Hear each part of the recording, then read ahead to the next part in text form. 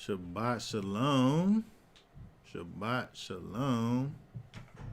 We are back. Continuing on with our look at the triennial Torah portion. This week, we are going to be looking at Deuteronomy chapter 4. Deuteronomy chapter 4, which begins saying, Yisrael, Shema. We're used to Deuteronomy chapter 6, where it says Shema Israel. But over here, it is Israel, Shema. Israel, Shema. So, we are... I think we'll just get an overview of everything. We'll go ahead and read the whole chapter here, and then we will go back and talk about what we see inside of the chapter. Okay? All right, so let me just go ahead and pull up for us the chapter, and we'll go ahead and read for ourselves chapter 4. Let me just pull this up real quick here. Deuteronomy 4. Put this up on the screen.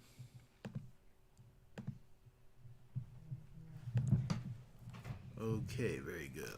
All right, go ahead and begin reading there at verse 1. Nice and loud. It says, "And now, O Israel, listen to the laws and the right rulings which I am teaching you to do, so that you live, and shall go in and possess the land which Yahweh Elohim of your fathers is giving you. Do not add to the word which I command you, and do not take away from it, so as to guard the commands of Yahweh your Elohim which I commanded you. Your eyes have seen what Yahweh did at Baal Peor, for Yahweh your Elohim has destroyed from your midst all the men who followed Baal Peor. But you who are clinging to Yahweh your Elohim are alive today, every one of you. See, I have taught you laws and right rulings, as Yahweh my Elohim commanded me to do thus in the land which you go to possess. And you shall guard and do them, for this is your wisdom and your understanding before the eyes of the peoples who hear all these laws. And they shall say, only a wise and understanding people is this great nation. For what great nation is there which has Elohim so near to it as Yahweh, our Elohim, is to us, whenever we call on him? And what great nation is there that has such laws and righteous right rulings, like all this Torah, which I set before you this day?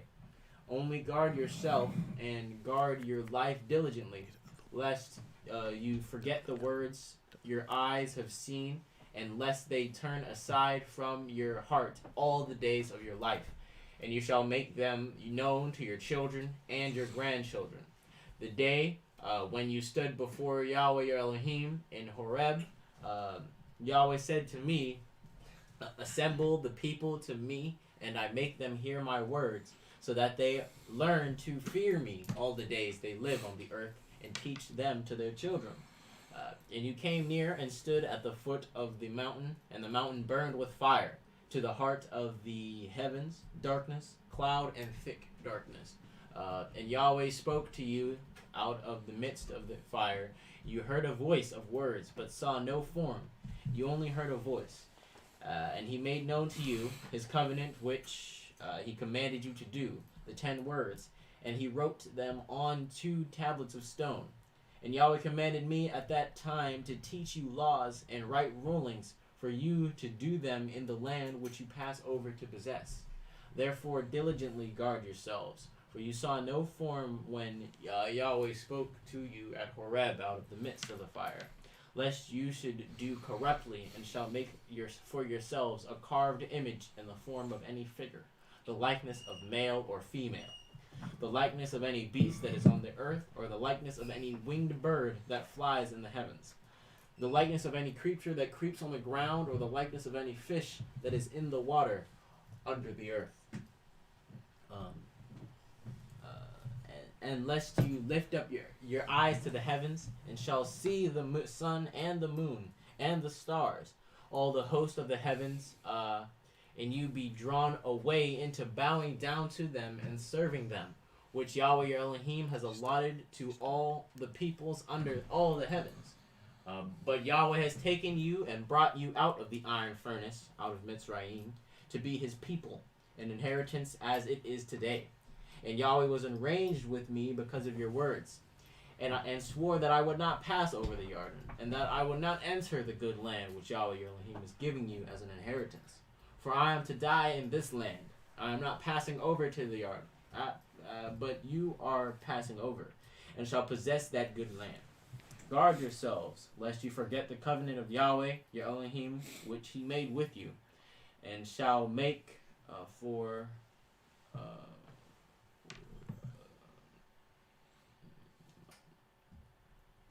What in the world? There we go. And shall make for yourselves a carved image in any form, as Yahweh your Elohim has commanded you. For Yahweh your Elohim is a consuming fire, a jealous El. When you bring forth children and grandchildren, and shall grow old in the land, and shall do corruptly, and make a carved image in the form of whatever, and shall do what is evil in the eyes of Yahweh your Elohim, to provoke him, I shall call the heavens and earth to witness against you on that day, that you soon completely perish from the land which you pass over the Jordan to possess. You do not prolong your days in it, but are completely destroyed. And Yahweh shall scatter you among the peoples, and you shall be left few in number among the nations where Yahweh drives you. And there you shall serve mighty ones, the works of men's hands, wood and stone, which neither see, nor hear, nor eat, nor smell.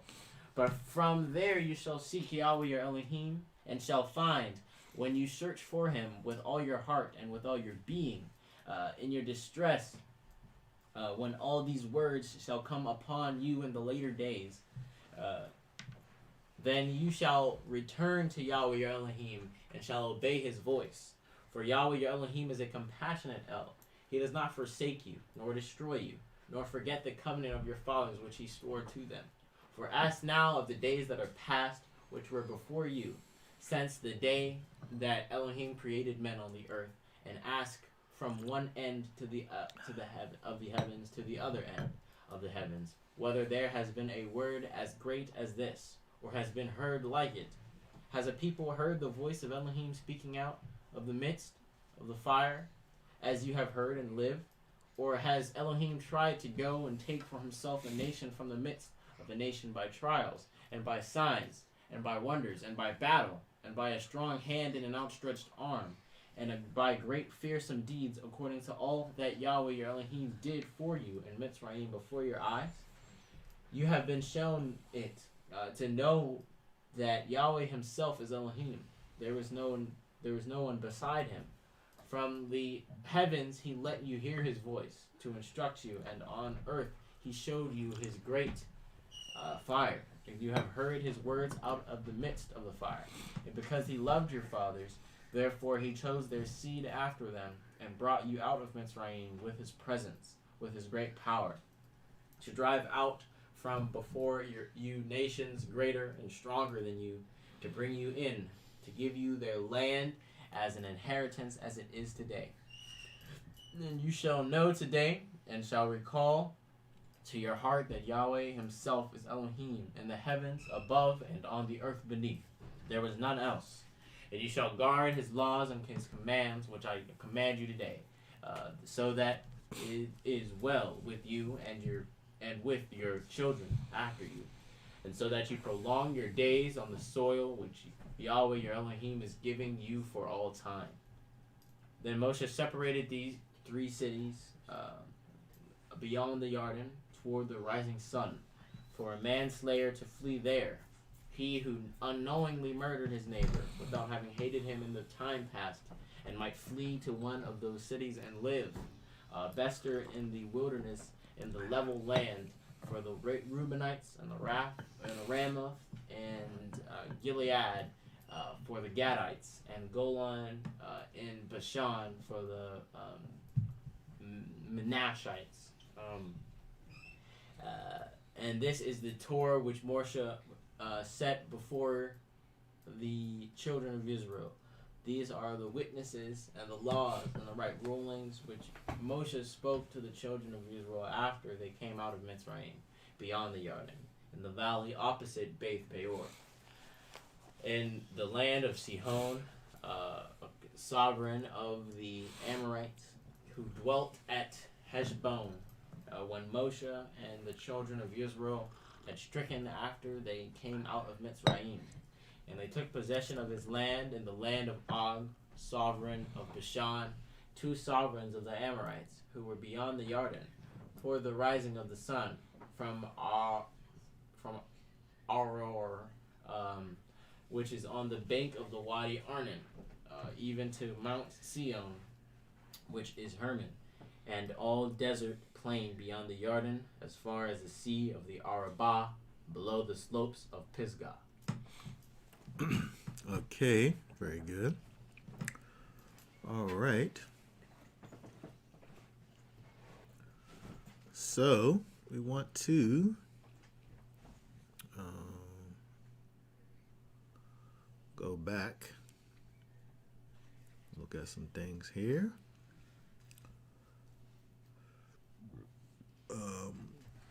I wanted to talk about a little bit,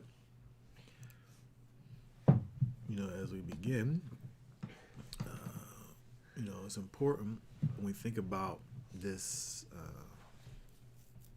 the idea of looking at the scriptures and trying to figure out what it is that it is saying, to remember that these, this book is, although it is divinely inspired, we still have to think about it in terms of, its literature, right? And so we have to think about the genre, the type of, writing this is. We look at the Bible as a whole, there's parts that are historical, prophetic, wisdom books, poetic books, narrative books, legal writings, epistles, gospels, and apocryphal writings. And so when we look at Deuteronomy, it's kind of a mashup of historical narrative with prophecy and legal writings. Like, we have all of these things together, but I guess from a general perspective, it's a historical narrative, right? It's Moses giving his final speech, sermon to Israel before the nation goes in, and he stays on the one side. And so it's interesting when we look at Deuteronomy in general as this historical narrative. It kind of functions, however, like an epistle would, because an epistle being this letter, that's given to, various ones. Inside of this letter, there are things to encourage. And when we look at these last words from Moses to the people, the intent that he had behind the words that he's given the people is to mentally and morally and spiritually push the people over into the the land of promise. And so when we look at chapter 4, it's kind of a slight transition point, in that previously he's giving you basically history. We went here, we came here and did this and that. And so it's kind of at this transition point when we go back to chapter 4 and verse 1, where now he's about to deal with some things in terms of these laws and these statutes and these judgments. So we want to go and look back at verse 1 over here, where he says, "O Israel, listen." Okay. The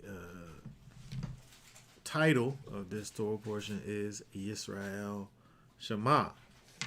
Right here is, in fact, here he can the word here, listen here. Let me put up our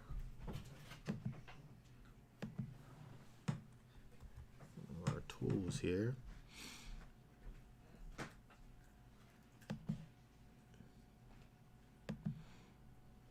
Is Shema, right? To hear intelligently, attention, obedience, right? So we think about Shema, we always think about the idea of not just hearing, but listening, right? And not just hearing, but doing what it is that you hear, right? There's obedience. You're intelligently listening, right? There's not just words being audibly understood in your ears, but there's action that's involved with the hearing. It's listening and obeying, right? And so the things that he wants for you to listen and obey moving forward are the laws and the right rulings. This version has laws. The King James says statutes, which is the chok, which is an enactment, custom, decree, a prescribed task, or a prescribed portion. When we deal with the chok, with the statutes, like I said, we look at this translation, it has laws here. Typically, when we deal with something in terms of it being a statute, it's about the specifics, right? It's something that has been specifically broken down so that you can have more explicit instructions in regards to what needs to be done. So when we think about the statutes, right, laws, it's kind of if you think about commands, laws, right, it's kind of a general, broad thing, but statutes, okay, are more specifics. We're all, I guess at the end of the day, they're all laws, right? But if we were going to break them up into different little categories, now when we deal with things and put them in the category of being a statute, we're talking about things that are, like I said, more specific, more spelled out. Like how it goes through, we go through Leviticus and various things where it deals with the different offerings, right? The burnt offering, the Thanksgiving offering, and all of the things that go with it, the meal and the drink and all of these things, right? Statutes. And so he's saying that he wants for Israel, the people, to listen and obey the statutes and the right rulings, or the mishpat, the judgments, right? The verdicts, the sentences, the judgments. And so when we think about the right rulings, if you do this, then this is going to happen to you, right? These are the judgments, right? If you do A, it's necessary for you to do B and C so that you can rectify the situations, right? These are right rulings. And so we deal with the statutes in terms of the people hearing the specifics and aligning their lives with the specific instructions of the Most High. And we deal with the right rulings with the elders and the judges and the Levites to execute the judgment when things happen. It's necessary for the whole situation, everybody to be able to be doing their part so that things can go the way that they are supposed to go, right? So he says that he wants Israel, again, to listen and obey to the specific commands and the right rulings or the judgments or the verdicts or the ordinances that are given to the people, which I am teaching you to do, right? To do, to asa, which is another word over here, to make a point, to bruise. I think that's interesting that the word to do, that within this word to do, we have the idea of bruising, asa. Right here, bruise. Sometimes people think that all you need to do is to tell someone something, and that's good enough. But sometimes to get a person to actually do something, there's bruising involved. Right here. Okay, and so there's action involved, right? And so we see all of this in this first verse over here. Also, what Moshe is doing, right? Moshe is pleading for the people to listen, to obey the laws and the right rulings, and so that they do them. But we have what he's doing here. He says, I am teaching, right? I am teaching. Okay, so we look over here. Let's see here. Teaching. Let me move my face out the way so I can see this. There it is.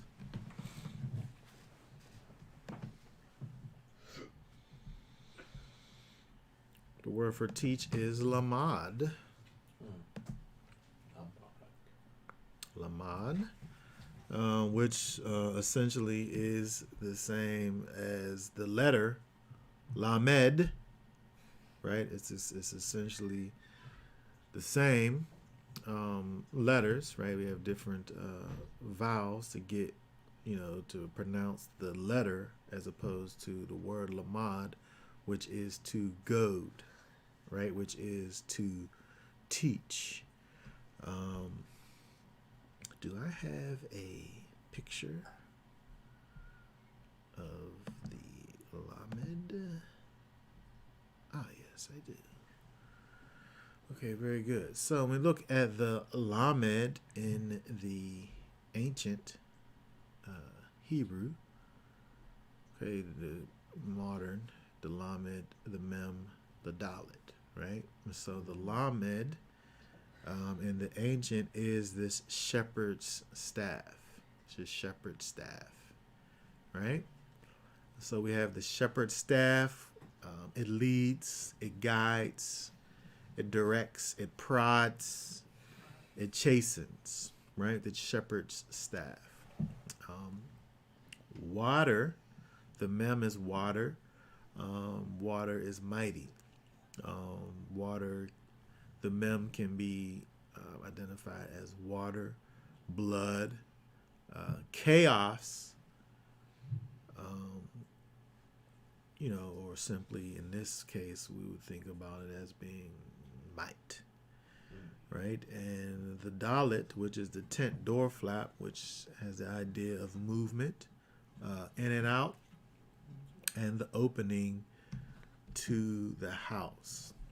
Okay, and so we think about this word lamad, the way in which you get into the house, into the door flap, is through mighty prodding or mighty guiding, right? You're guided mightily through your movements. You're guided mightily in your ins and outs. And so this word lamed or lamad, this is what Moshe is saying that he is doing to the people, so that they're able to learn the laws and the right rulings of the Most High and do them, right? To not only just hear these things spoken, but for them to be diligently instructed to the people, and for them to be bruised by the teachings in a way that it sticks, right? You have a lasting memorial placed on you, so that you forever remember the things that are being taught. Okay? So again, we look at this first verse, and dealing with all of this, keeping it on, so that. Oh, good. I'm just thinking about how you pretty much know every bruise. Well, maybe not everyone, but a bruise creates a memory. Yeah, bruises and scars. I can look at my hands to this day, and there's things that, there's things that I know exactly what they are. I know exactly what this is on my. I don't want to say what it is, but I know exactly what this is. I know what this is on my knuckle here. This happened when I was plunging the tub with a plunger, and I banked my hand off of the spout, and it opened my hand up. I got all of these. I got scars on my head, on my arms, my legs, all over the place, and there's things that are associated with those scars. And so when we think about this idea of doing, it's interesting that, that bruise aspect is part of that word to do, because you're doing the thing because it means something to you, right? It's something that's been impressed and imprinted into your actual soul, right? A bruise is a remembrance, a physical remembrance of something that has happened. And so when we think about the idea that Moses actually putting these laws into the bodies and minds of these people, so that they might live, in order that they might live. This word over here, there's a lot of words we can look at today. When we think about this over here, where it says teaching to do them, that, I guess King James just says that there. this word. Oh wait, I got the wrong arrow. Here we go. This word here. You can click on it. Oh wait. Teach you to do them that you may live and go in.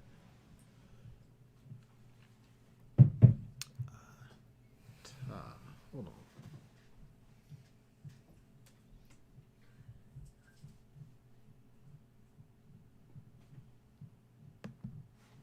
Oh, this is a word I wanted to look at here.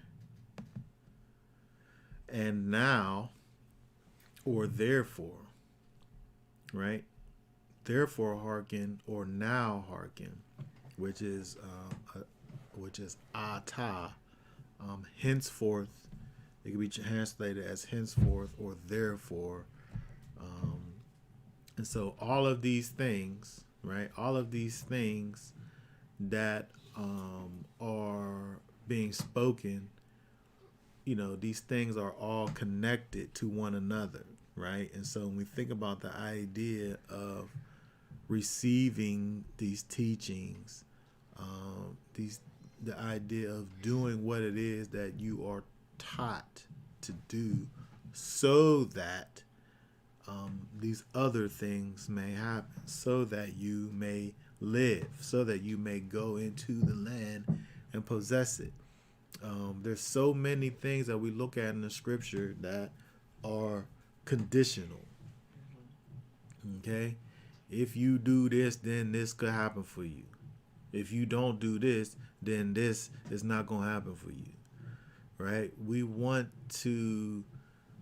People want to paint the picture that the Most High's relationship with his people is not based on conditions.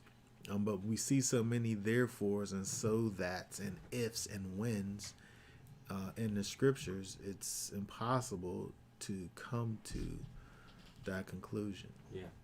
Let's go over to the book of Exodus 19. And let's read,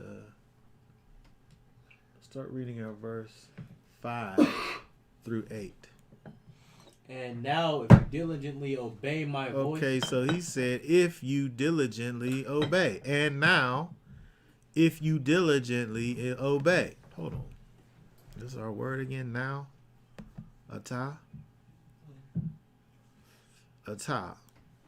At this time, from this point forward, this is the central point in time that we dealing with over here. And then from this point moving outward from the center, if you diligently obey. If, right? Condition. If you shema, right? It's 2 times over here. My voice.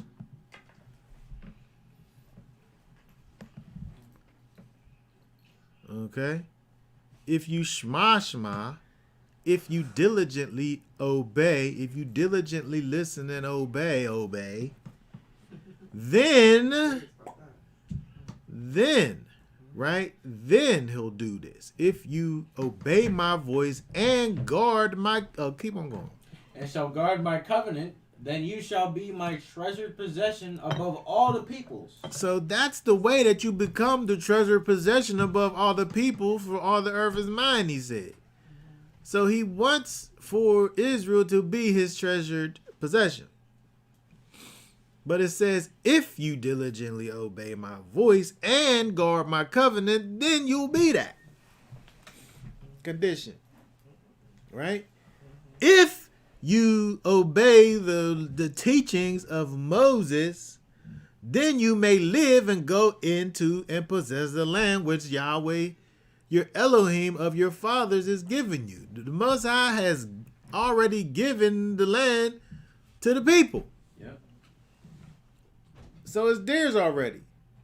But the only way that they're able to go in and possess it is if they walk in obedience. Then they'll be able to go in. Okay, read verse 6. And you shall be to me a reign of priests and a set-apart nation. Those are the words which you are to speak to the children of Israel. Moshe came and called for the elders of the people and set before them all these words which Yahweh commanded him. And all the people answered together and said, all that Yahweh has spoken we shall do. So Moshe brought back the words of the people to Yahweh. These people over here made a promise. They said, whatever you said, we'll do it. And by the way, at this point, they didn't know what they was promising to. He said, whatever it is that you say, you didn't say it yet, but whenever you say, I'll do it.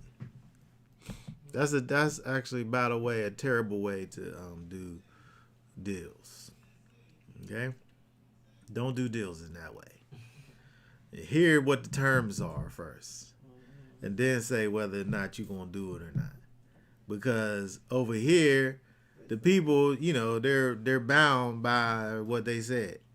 They said, yeah, whatever you say. You haven't said it yet, but whatever it is that you're getting ready to say, we'll do it. And then the Most High said, okay. All right, well, here's what I got to say.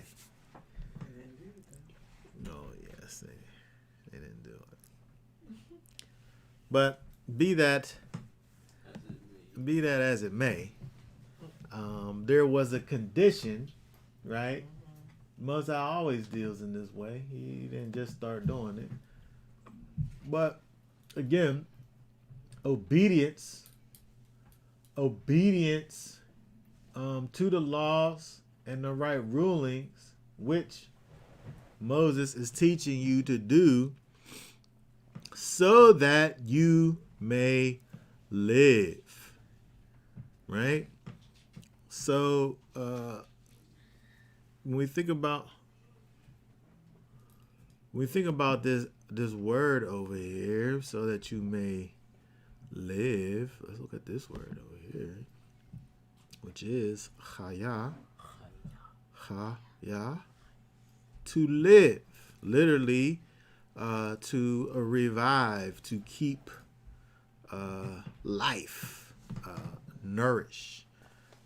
We think about this. We're thinking about the idea of, this is actual life. And so the Most High is dealing with the people and telling them that they're going to have, they're going to be actually living, and also speaking to the quality of this life, right? Because you're talking about living as the people of the Most High. And so when we think about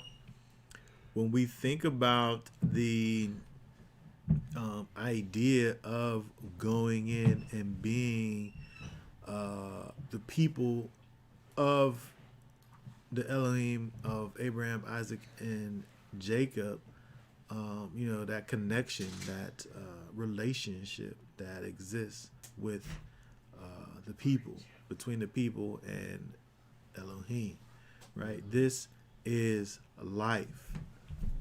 Let's look at Psalms 36. Psalms 36. Let's see here. Start reading at verse 5. Oh, Yahweh, your loving commitment is in the heavens, and your trustworthiness reaches to the clouds. Your righteousness is like the mighty mountains. Your right rulings are a great deep. O Yahweh, you save man and beast. How precious is your loving commitment, O Elohim. And the sons of men take refuge in the shadow of your wings. They are filled from the fatness of your house, and you give them drink from the river of your pleasures. For with you is the fountain of life. Your light we see. In your light we see light. Very good. For with you is the fountain of life. From you, life just flows, right? Something that is dug, a source of water, when naturally flowing, right? The female Padunda. Oh, wow, interesting. And so, the spring, the wellspring of life, the place from which life springs, right? For with thee is the fountain of life. So again, being with the Most High, being with the Elohim of Abraham, Isaac, and Jacob, is being with the very spring well of life, the source of life, right? And so again, we think about the idea of doing these things so that you may have life. We're talking about the idea of, being with the source of life and taking this possession of the land which Yahweh has given to the fathers, right? And so again, the source from which life flows is Yah. Mm-hmm.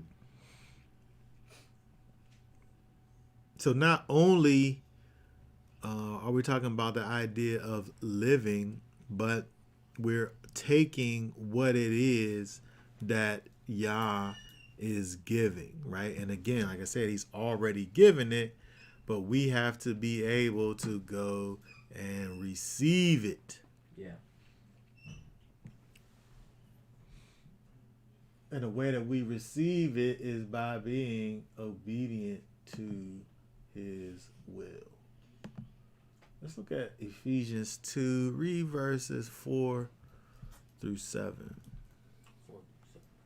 But Elohim, who is rich in compassion, because of his great love with which he loved us, even when we were dead in trespasses, made us alive together with Messiah. By favor you have been saved, and raised up together, and made us sit together in the heavenlies in Messiah Yeshua, in order to show that the coming ages, the exceeding riches of his favor and kindness toward us in Messiah Yeshua.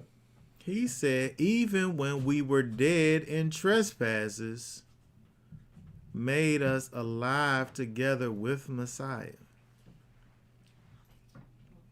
and raised us up together and made us to sit together in heavenly places. And so the Most High had appointed for his people to be in a particular place before they got to the place. Mm-hmm. Right? Before the people got to the place, he said, you are going to be in a specific place. Right? He has created a place for us to be before we even qualify to be there.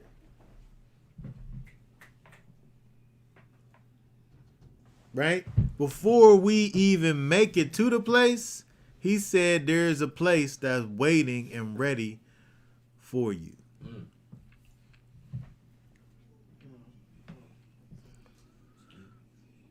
He said that he made us to sit together in heavenly places.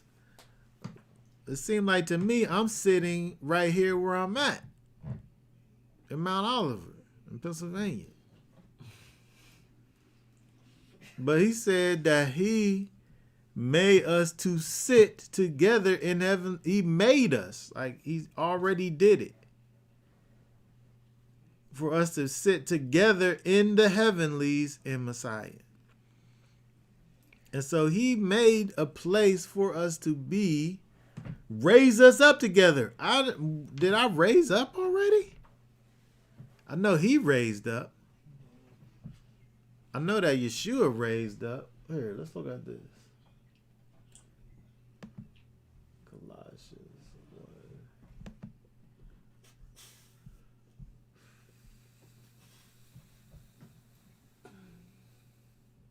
What's verse 18 say? And he is the head of the body, the assembly, who is the beginning, the firstborn from the dead, that he might become the one who is first in all.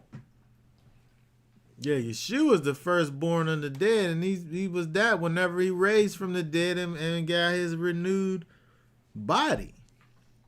But I still got this old beat down body that's hurting every time I turn around here to look at this screen. 1 Corinthians 15 and 20. It says, but now Messiah has been raised from the dead and has become the first fruit of those having fallen asleep. Okay, so when we think about Yeshua raising from the dead, this is how he becomes the first fruits of those that are falling asleep. The resurrection, right? Mm-hmm. This is the resurrection. But again, if we go back to what we was looking at in Ephesians chapter 2, Ephesians chapter 2 and verse 6, it said, he, by favor have you been saved and raised us up together. Right? He's talking about it as if it's something that is past tense. But we know he was the only one that's been raised up to this point in terms of having this renewed body. But when we think about things like how it talks about in Romans chapter 8, if we see verses, read verse 16 and 17. 16 and 17. It says, the Spirit himself bears witness with our spirit that we are children of Elohim. And if children, also heirs, truly heirs of Elohim, and co-heirs with Messiah, if indeed we suffer with him, in order that we be exalted, that we also be exalted together. Okay, so now over here we being called heirs, joint heirs, co-heirs with Messiah. So we are those that are about to receive that inheritance, right? The thing that has been promised to us. If we think about, if I think about my children and whatever it is that I have to leave to them,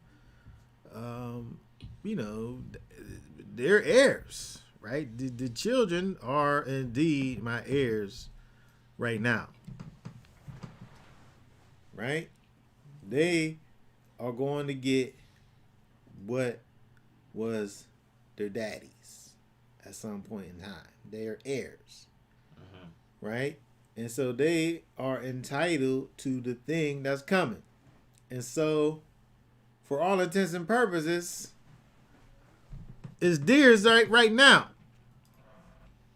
right? When they become heirs, right? And so when we think about Israel going into, they have been given this land, and all they have to do now is just go over and take it because it's already been given to the people, right? Past tense. Yep. Right? Read verse 19. Read verse 19. It says, for the intense longing of the creation eagerly waits for the revealing of the sons of Elohim. Okay, so some verses say the manifestation of the sons of Elohim, right? King James says the manifestation of the sons of Elohim, but he's not talking about like the he's not talking about the angels, right? He's talking about you and I, right? He's talking about you and I, where the manifestation of the sons of Elohim takes place. When the thing that the Most High has preordained, when it becomes manifest. Here, drop down to 29 and 30. Says, because those whom he knew beforehand, he also ordained beforehand to be conformed to the likeness of his Son, for him to be the firstborn among many brothers. And whom he ordained beforehand, these who called, and whom he called, these he also declared right. And whom he declared right, these he also esteemed. Okay, very good. So we're talking about the idea of the glorification of those that believe in the completion of that. Mm-hmm. Right? And so if we just go according to the plan that the Most High has created for us, our glorification is etched in stone. Right? If we just continue on the path that he has created for us, we're going to make it there. Right? Because we're right now already seated in these heavenly places. We're already heirs and joint heirs with Messiah. So all we got to do is just keep on going on along the path and following on the ways. Now, again, I made the analogy of thinking about my kids. There's things that they can do to be disinherited. There's things that these kids can do to become disinherited. At this point, they inherited, right? They there, right? There's, it's a done deal, right? But they could be removed, right? Depending on, whether they Shema or not, right? It's no different. And so, this is what we see going on with Moses as he's dealing with these people about to go into the land. He wants to help for the people to continue in what has already been promised to them so that they are able to receive that inheritance. Okay? All right, let's keep on going over here. Let's go down. First of all, let's go back to Deuteronomy.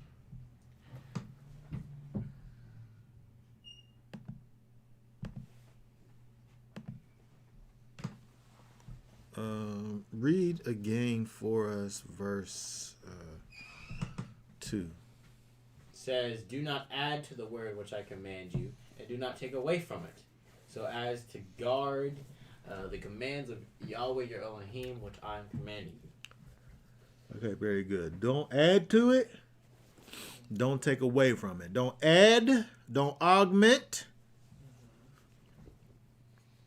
Okay? Don't put more there than what's there. And don't take away from what's there. Don't add or subtract. Don't yasaf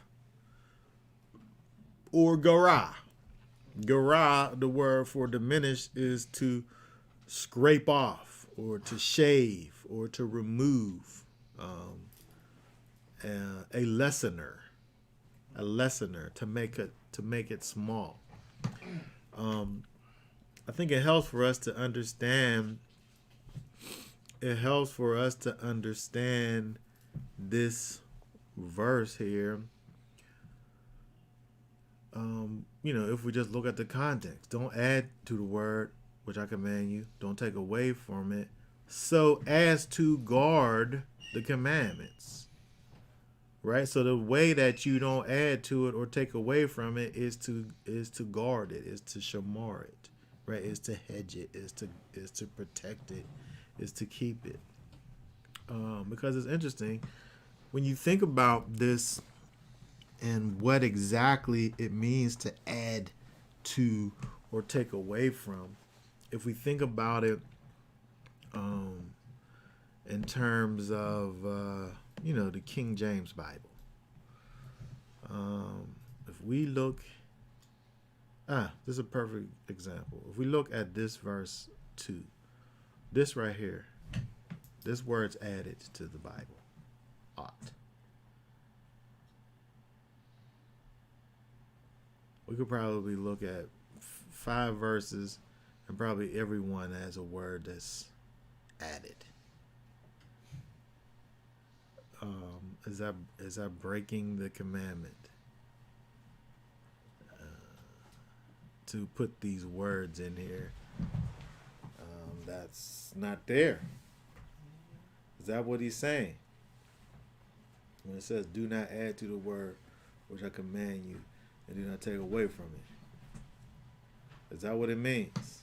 Because if that's the case, then this whole KJV book needs to get thrown in the trash.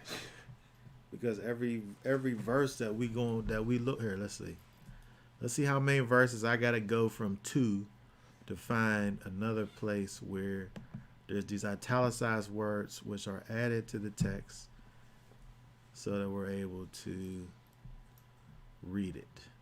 Verse 3 is good. Verse 4. R. Verse 4. So I just go 2 verses down, and there's this other word, right? That's been added. So what do we do? Like, is that what that means? What's that verse even say? But you did cleave unto Yahweh your Elohim, are alive every one of you of this day. Hiskey, run in there and grab that mechanical translation off of the hold on, that that shelf that's faces the window. It's on the bottom. You're gonna read out of it. If you just look from the Hebrew and read the words that's there in our language, we have to add words for understanding purposes. And so I'm saying, is this what we talking about over here? I don't necessarily think it is. Again, when we think about what this says over here in verse number 2, the point here is that we're actually guarding, keeping, hedging, protecting what it is that the Most High wants for us to be doing, and maintaining the integrity of what it is that the Most High is speaking to us through the prophet Moses. Let me look at this in the mechanical translation, because it's interesting looking at that in this translation, because it kind of just gives it to you without the filler words. Sometimes it's interesting. Let's see. The translators of old were heavily persecuted for translating. Hold on. Let me just put this up here. Translators of old were heavily persecuted for translating the original scriptures. Yes. And when you go back to the original text, there's some discrepancies. There's discrepancies when you look at the Masoretic text and compare it to the Septuagint. Whatever it was that the writers used to translate the Septuagint, they obviously had one thing, and the people that translated the Masoretic text, they had a thing. The people who had this the Samaritan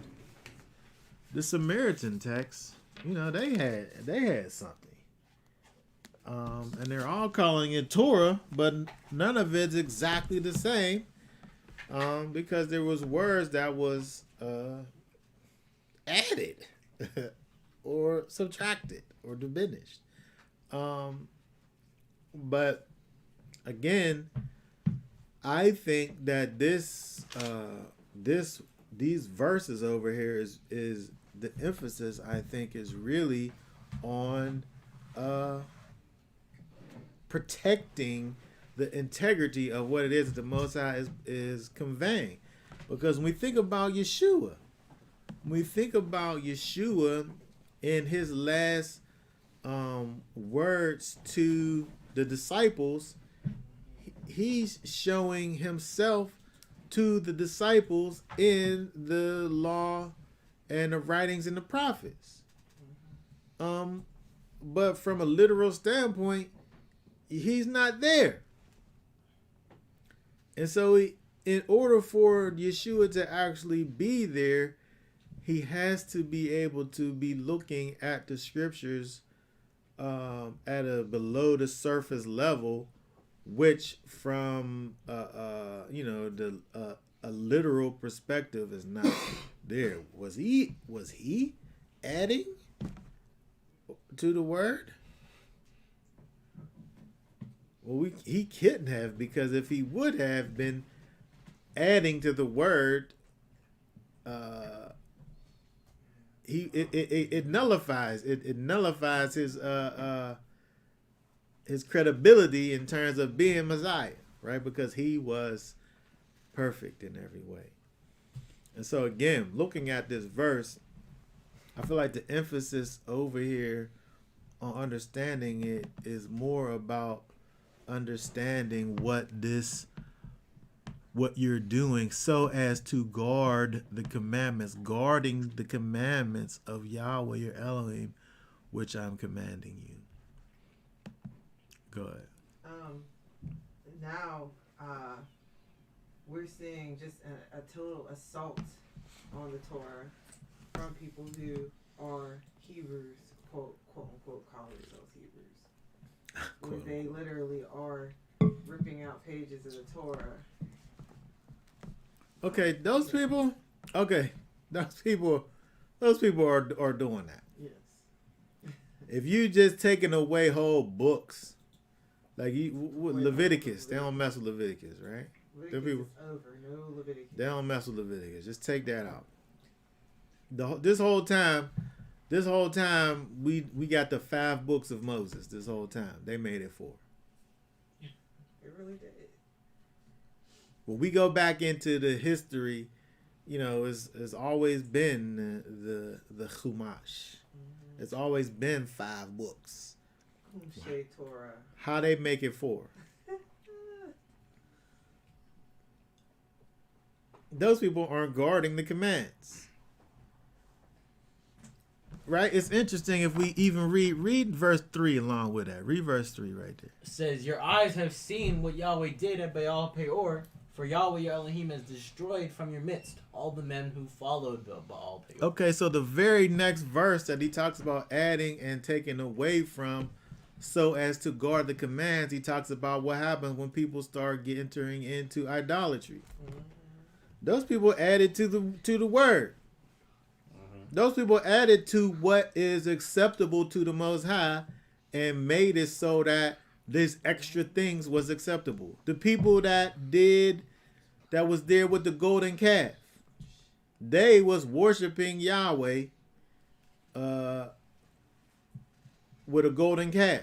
They added to the commandments, because the Most High didn't never say worship me with a golden calf. They did not guard the commands, keep them, protect them, put a hedge around them. Yeshua doesn't criticize the Pharisees of his day for the oral traditions per se. He criticizes them for making those things more important than the commands that the Most High literally said. Mm-hmm. So it's wrong for you to make the traditions of men be higher than what the Most High said.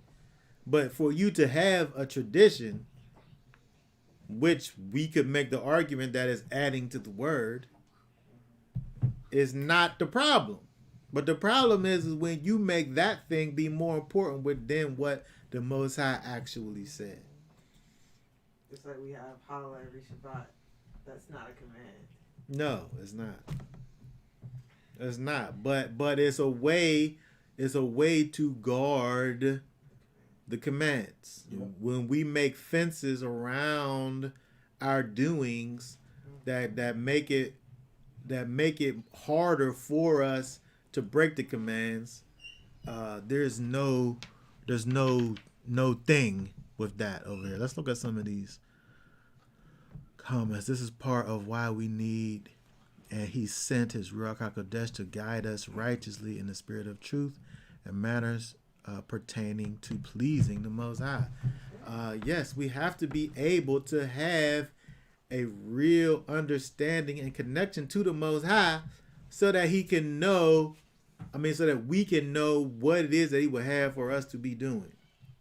Because when you think about it, there's many things that when we look at the scriptures, there's many things that we can't physically be doing over here where we are. So we really have to understand the spirit of the law, what it is beneath the law, what it is that the law is trying to get for us to be doing. I always talk about the fact that when we think about the idea of not destroying the bird with his eggs, is really about learning the idea of compassion. Yep. I could take one or I could take the other, but I'm not going to slaughter the whole bloodline of the bird. Right?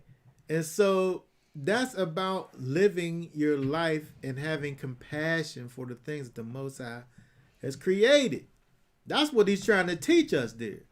And so if we learn that lesson of compassion, then it helps for us to walk in compassion, which is causing for us to keep that commandment, even though I ain't never seen no nest or with a bird and eggs in it. Right? I mean, I have, but I'm just saying. Right? Okay, let me, hold on. What's this say here? Cam says they thought that they really knew the Torah until the word actually showed up in the form of Yeshua walking out the books. Yeah, Yeshua talks to the Pharisees and said, if you read of Moses, you read of me, he said. And these people was lawyers, right? They was experts at the law. Yep. He says, wait a second, you know all this about the Torah, but you don't know about me? You better ask somebody. Do we have so many translations because we neglected to keep the laws in the first place? I think that when you look at the process of the Bible getting into the English language, it was kind of a thing where the church had a grip on the text, and the people had no idea what it said. And so, at one point, they're speaking the Bible in a whole other language, right? Where it's not even the native language of the hearers. And so when the process came about of getting these translations that are accessible to the people, it was really about letting the people be able to know what it is. Like, we need to be able to go behind and check what the people's up there saying. He could say whatever, and then you was forced to just have to accept whatever he said, and you couldn't go back and check him. Right? But Catholicism. well, yeah, that's what it was, right? And so the reason why we have all of these offshoots is because as the people got the book in their hands, they was able to read it for themselves and say, we're supposed to be doing this, and we're supposed to be doing this, and we're supposed to be doing this. And so, I guess to a degree you could say that having this many translations is because we neglected to keep the laws, because we got separated from the people, got scattered all over the earth, we got taken everywhere from our disobedience. Yeah, I guess from a general perspective you could say yeah, but like in the way that the stuff played out in time, the ability to be able to actually view the text, is kind of a blessing, right? It's the way that we're able to make it back in the first place. If you think about it, Israel was supposed to be that beacon of light for the Most High to show how good his laws and statutes and commandments were to the world. So they failed miserably at that. And so now you have so many translations so people can read it for themselves and see how good he is. Yeah. Yeah. Yeah. Oh, okay. So I was going to read this mechanical translation. Chapter 4. This is the Torah, the mechanical translation, Jeff Benner.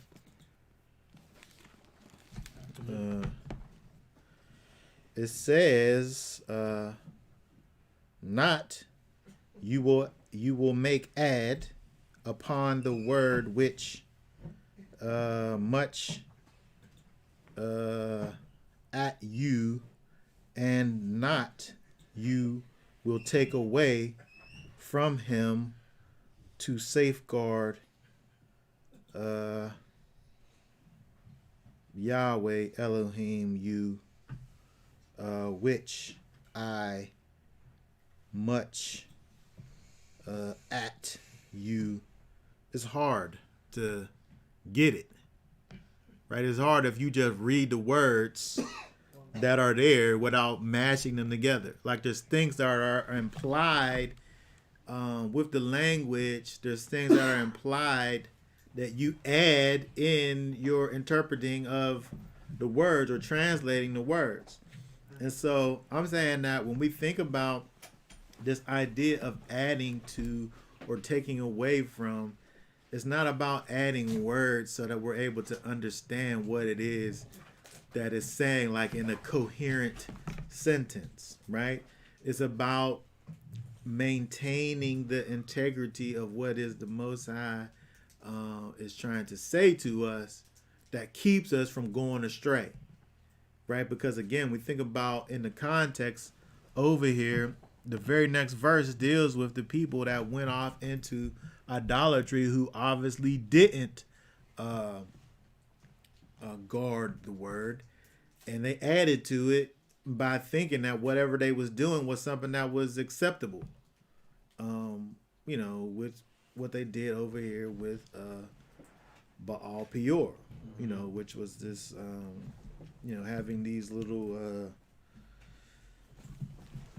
situations in the sight of all the people.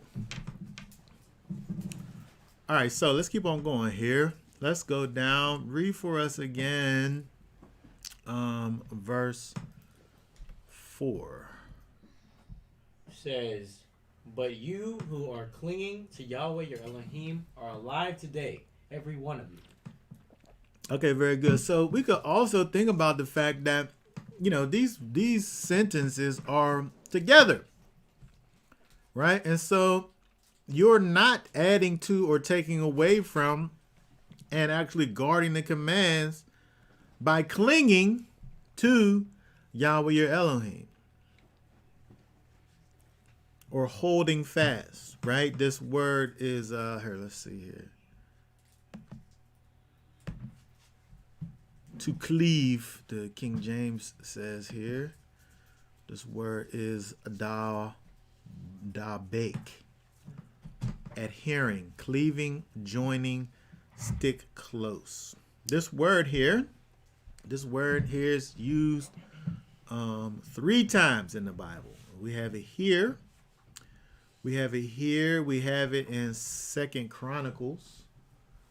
We have it in 2 Chronicles 3 and 12.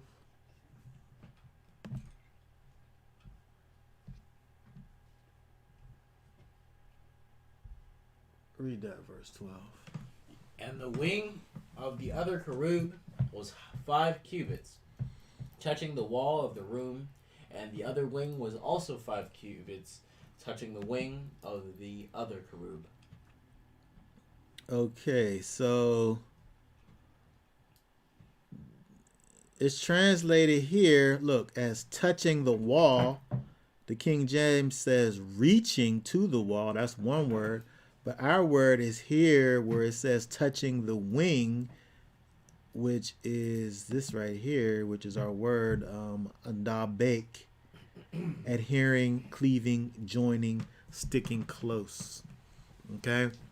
And so when you think about the wings of the cherubim, right, they on the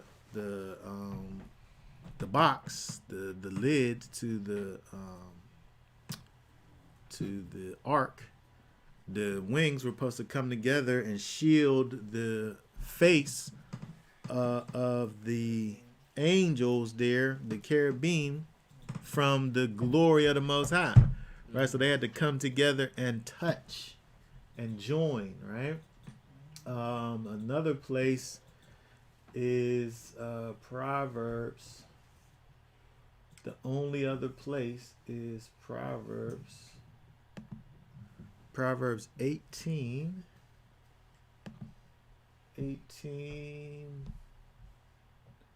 24.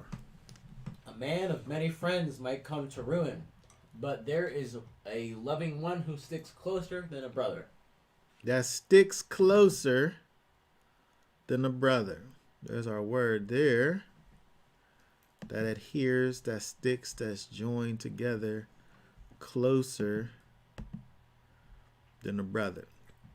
Okay, but again, this word is dealing with adhering to Yahweh, cleaving to Yahweh, being steadfast in the Most High. Those are the people. If we go back to Deuteronomy 4, these are the ones that are alive. Okay, again, there's a connection between our cleaving or clinging or adhering or joining or sticking close to Elohim and experiencing life. Right? There's a connection with all of these things, right? These things are joined together. Those that have clung to Yahweh are alive. Now, this word don't mean faith. It don't mean faith, but it's giving you the same idea in terms of something that is steadfast, right? Here, let's look at this. Let's look at this Hebrew word. We look at this all the time, but this word here, amun, aleph, mem, vav, nun, which is faith. Within this word, we had the ox's head, which is strong, the leader, right? Mem is the water, is might or mighty. The vav is the tent peg, which is to secure, and the nun being the sprouting seed, being the picture of continuance. And so we have strong, we have might, we have secure, we have continuance, right? All of this gives us the idea that we find in Amun, which is about permanence and steadfastness, right? And the thing that we're that without it, we can't please Elohim, right? Without that steadfastness, without that permanence, without that secure continuity, right? And so again, when we think about, as it's saying here in this verse, these are the ones that are clinging, the ones that are steadfast, the ones that are permanent to the Most High. Those are the ones that are alive, as it says over here in this verse over here. Romans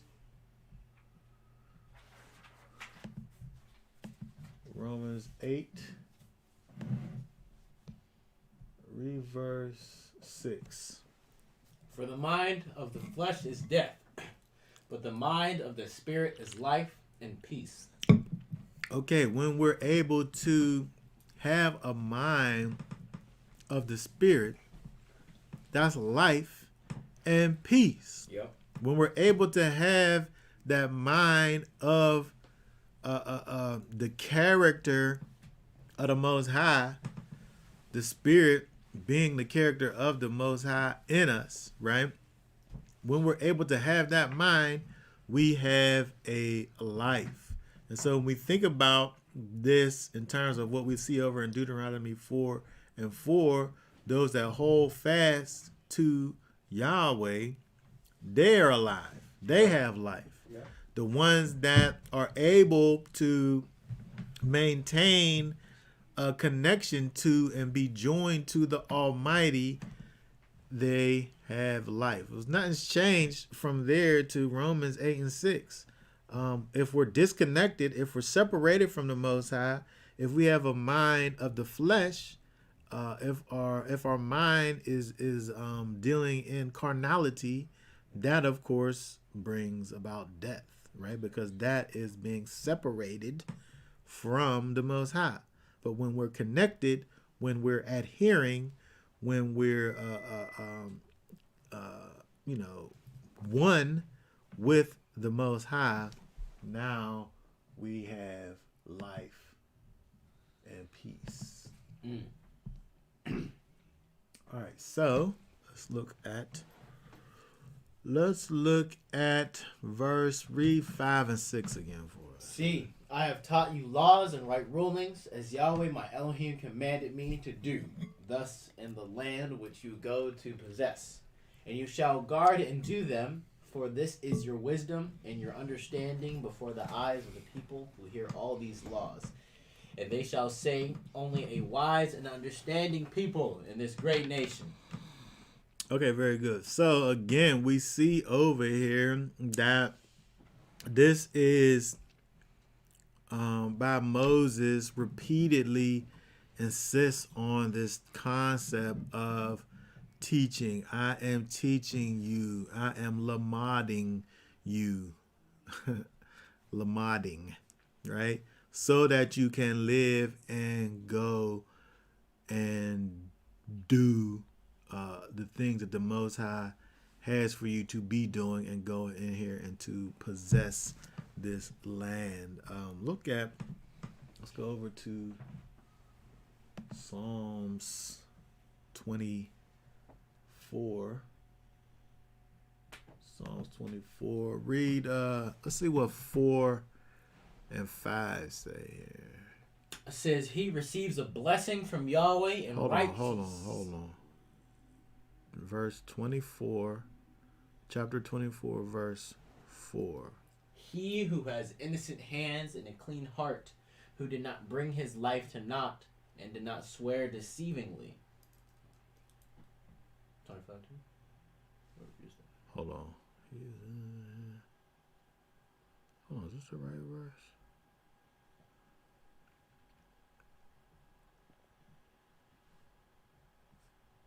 I might have wrote down the wrong verse.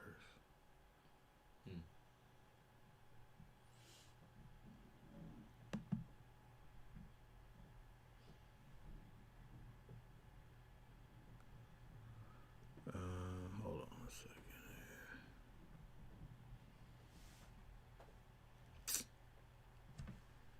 I did write down the wrong verse.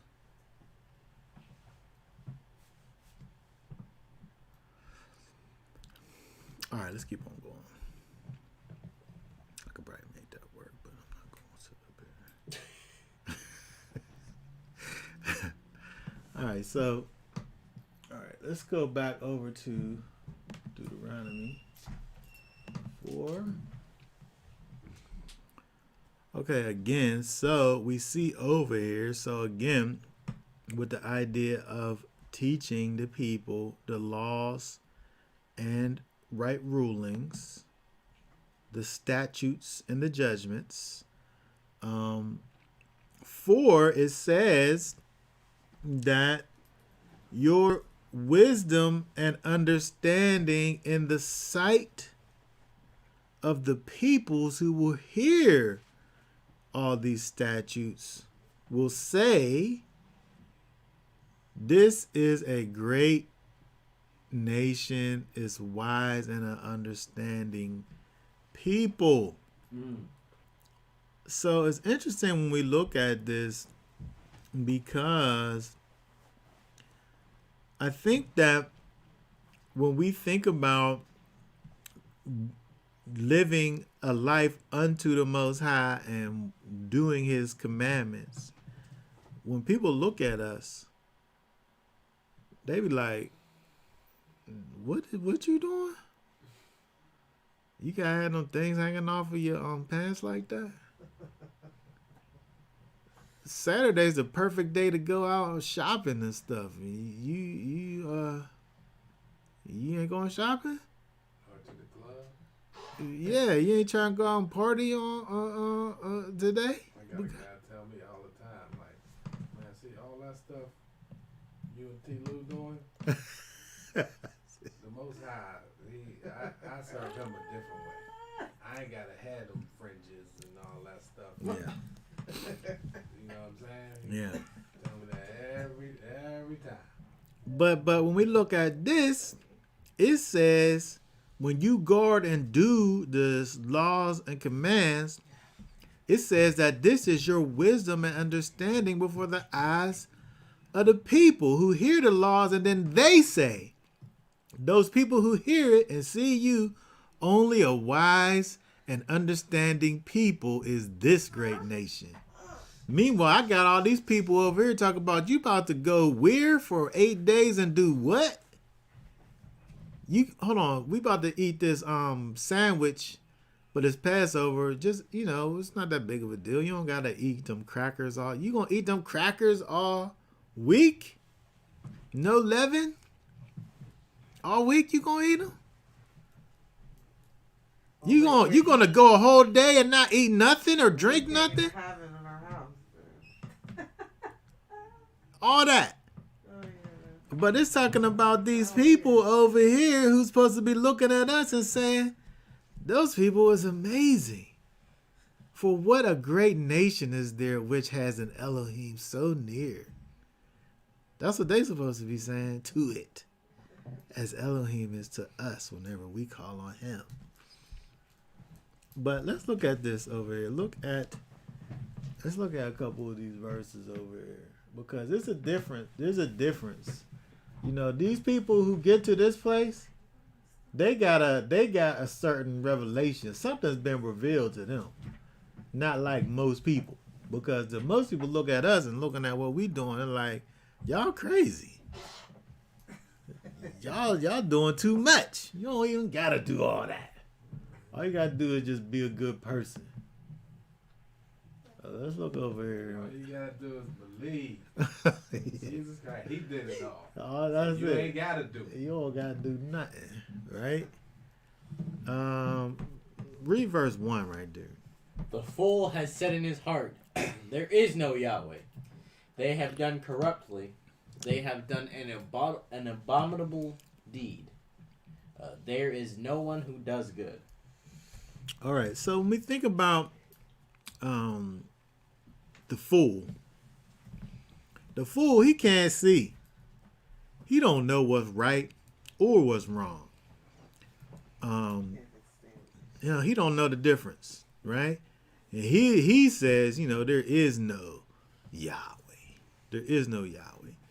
And that one who looks at you and, in all your doings and scoffs at the things that you do, that the scriptures instruct for you to be doing, he obviously don't know what the Most High likes and what He has actually said, right? And so there's a problem here, right? There's a discrepancy, but this discrepancy is with these people, right? Here, look at Proverbs 12 and 15. The way of a fool is right in his own eyes, but he who listens to advice is wise. Okay, so what the fool thinks is right, the way of the fool is right in his own eyes. To him, it seems right. The things that he thinks is right, to him, they is right. But again, we talking about the fool, right? The fool, what do he know? He don't know nothing. What do verse 2 say right there? A fool does not delight in understanding, but in uncovering his own heart. A fool don't delight in understanding, but this person that we was thinking about over here, he looks at the wisdom and the understanding of the people, and he says, surely this is a great nation, because he has an understanding of your understanding and your wisdom. That's the person who's going to be able to look and understand and even know the Most High. That person is the ones who has this realization of the people that's being described in Deuteronomy 4 and 6. All the nations ain't going to look at what it is that you're doing and say, you're so wise and you're so understanding. All the nations ain't doing that. It's just the ones who's able to have that revelation and know that there is indeed an Elohim who is in heaven, that has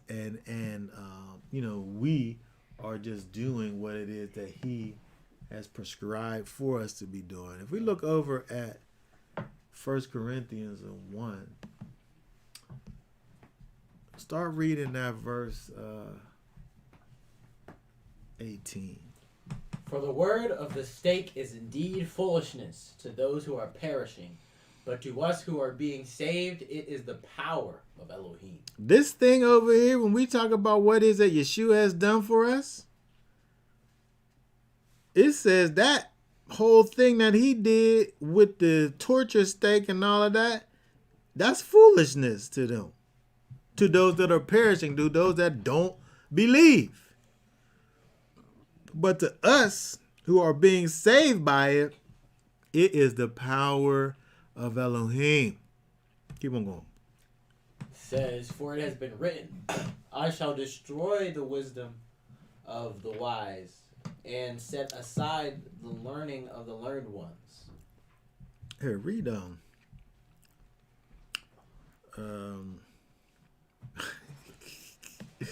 read this version down here. It says, for it is written, I will destroy the wisdom of the wise and will bring to nothing the understanding of the prudent. Okay, very good. So when we think about what it is that the Most High has done for us through Yeshua, their wisdom is actually will be destroyed, right?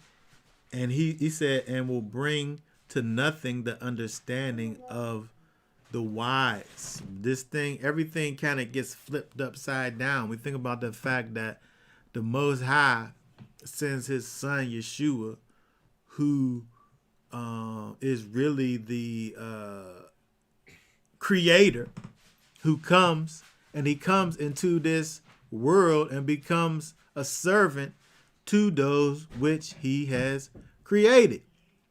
And so, all of this stuff in terms of worldly wisdom is backwards, where this is one who is due all honor and respect, and he comes to be as a servant to those who he literally made.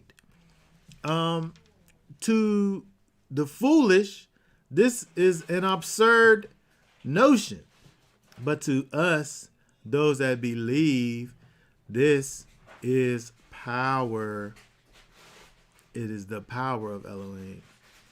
All right, keep on going. Verse 20. Where is the wise? Where is the scholar?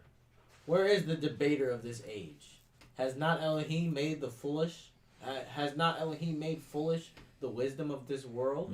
That's what he did do. Keep on going. For since in the wisdom of Elohim, the world through wisdom did not know Elohim, it pleased Elohim through the foolishness of preaching to save those who believe. Okay, so again, when we think about this from a worldly perspective, from the perspective of the nations, when they look at these things that we're doing, to them it's foolishness. To those that don't believe, these things are foolishness. But to those that do believe, to them, this is a wise and understanding nation, right? It's a great, what do it say? It says, in the sight of the people, they will say, this is a great nation that is wise and an understanding people, right? Those people are those that actually see and understand who the Most High is. Okay, keep on going from verse 22. And since Yehudim ask a sign and the Greeks seek wisdom, yet we proclaim Messiah impaled to the Yehudim a stumbling block and to the Greeks foolishness. Mm-hmm. But to those who are called, both Yehudim and Greeks, the Messiah, the power of Elohim and the wisdom of Elohim. For the foolishness of Elohim is wiser than men, and the weakness of Elohim is stronger than men. For looking at your calling, brothers, that there were not many wise according to the flesh, not many mighty, not many noble. But Elohim has chosen the foolish matters of the world to put to shame the wise. And Elohim has chosen the weak of the world to put to shame the strong. Okay, very good. So that is just really showing that the wisdom of the Most High is not worldly wisdom, right? There's a difference.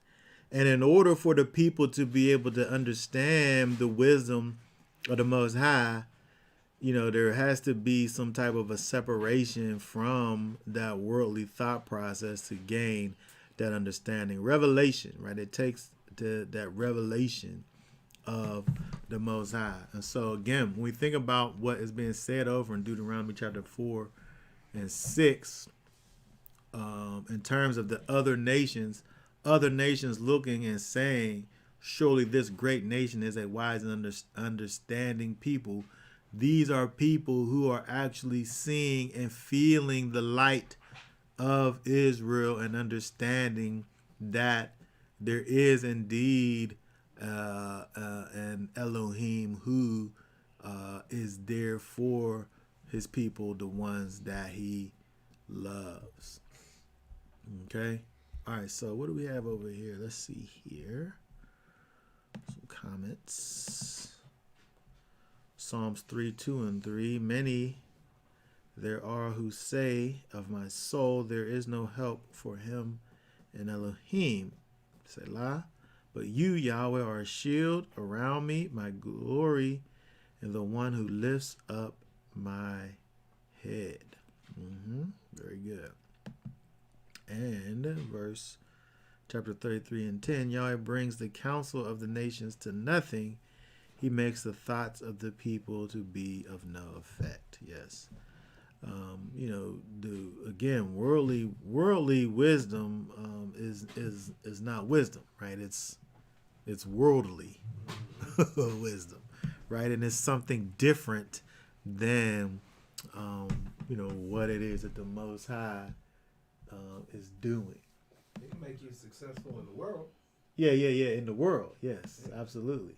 But the things in this world are perishing. Yeah, there's a problem. It could be you can survive and flourish in this thing, but as you said, it's a perishable thing, right? And so, that's a huge problem. We have to be concerned with that which is eternal. And so even that thought process is wisdom for us, but it's foolishness to the world. You sitting up here and worrying about what? This thing that I can't even feel or touch or see? That's foolishness. Yeah, you're right. You're right. To you, it is foolishness, right? But to the enlightened, to those that are able to come to the knowledge of the truth, it's wisdom. Okay, so let's see here. Keep on going down.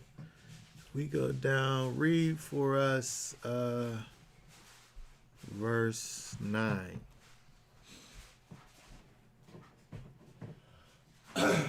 Only guard yourself and guard your life diligently, lest you forget the words your eyes have seen, unless they turn aside from your heart all the days of your life.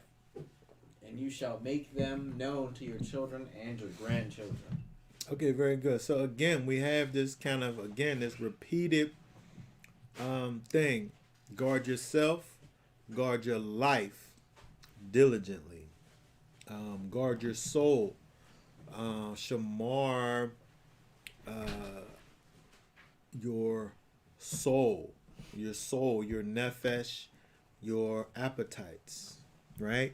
Your vitality, your carnality.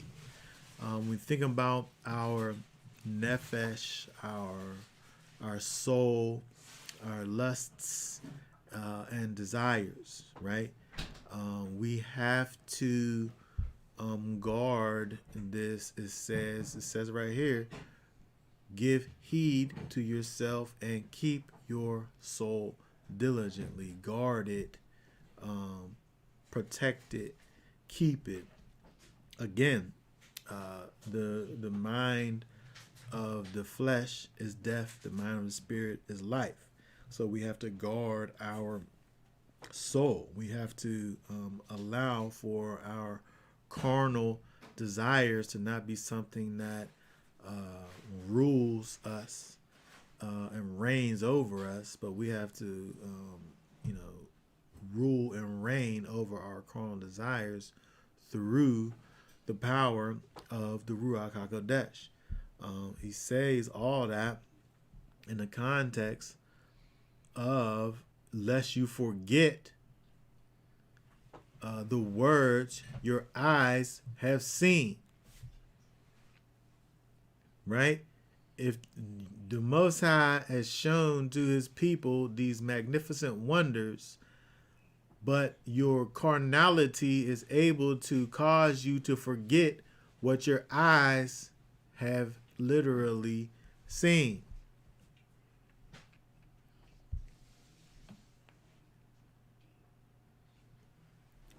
Your carnality, your carnal mind, your fleshly desires will cause you to forget what it is that the Most High has done for you in the place that he has put you in, and the inheritance that he's given you. It will cause you to forget all of these things. And he's saying, take heed, be diligent and remember these things, lest they depart from your heart.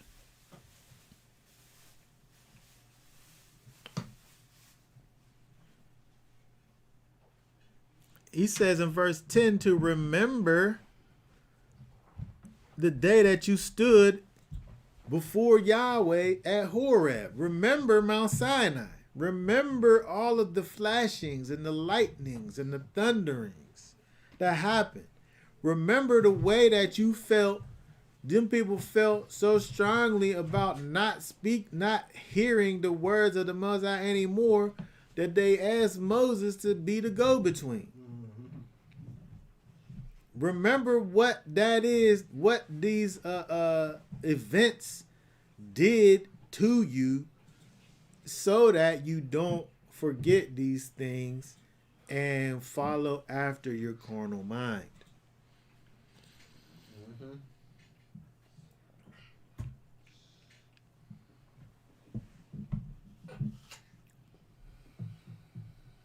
And that, in terms of the adults, at that time, whenever it happened, those people forgot so quickly what it was that they saw. So quickly what it was that they saw, as if it didn't even happen. Because over here Moses is using this as a deterrent, as a way for the people to remember something for them, a tool for them to have to use moving forward. If you want to be able to move forward in faith, in righteousness, just remember back to what happened back there at Sinai. Yep. But these people, they forgot already. Well, their fathers, their parents did, right? And so having that remembrance, so let's think about just what it is that moment exemplifies, that Moses is asking for them to remember in the first place, so that they're able to use it as this tool moving forward. It says, lest they depart from your heart. The thing that happened, this intimate connection with the Most High, this intimate connection with the Most High that he had with his people, is something that he's supposed to be used, that we're supposed to be using as a thing that helps us moving forward. But we forget. We have all of these distractions. We have all of these things that pull us away from the Most High and causes us to easily forget. There's many things. There's a huge list of things, but at the end of the day, it's all about carnality and our flesh and our carnal appetites. Yep. That's what's pulling us away. That causes us to forget. When we allow for our physicalness to be the thing that is at the forefront of our motivations, this is where we have our drop off at, right? And Moses is he's given us these words of wisdom to keep your soul diligently. For us, now we have greater tools. We don't have to just look back and think about what it is that happened at Mount Sinai. We're able to look inside and see the very presence of the Most High that he gives us through the Ruach HaKodesh. That connection that he establishes with his people, that helps us to be able to manage and suppress and rule over our carnal mind. Yep. So it's just interesting that when we look over here in verse 9 and also verse 10, where he's saying for us to remember and for us not to forget and for us not to allow this thing to escape from our hearts, so that we're able to live, and so that we're able to pass this thing on to our sons and our grandsons, so that we're able to create this future inheritance for those that come after us. The things that's important to you, that's the things that you're going to teach to your children, and it be so important that it goes beyond your children to their children.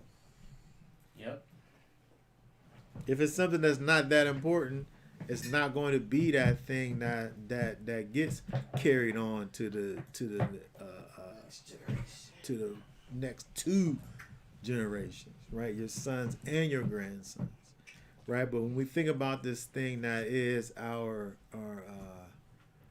greatest thing that we have to pass on, being a connection to the creator and sustainer of all things. He said, don't let this thing depart from your heart, right? And make this thing, let it be known to your sons and your grandsons. Yep. let's see. Read 10, verse 10 right there. Hold on.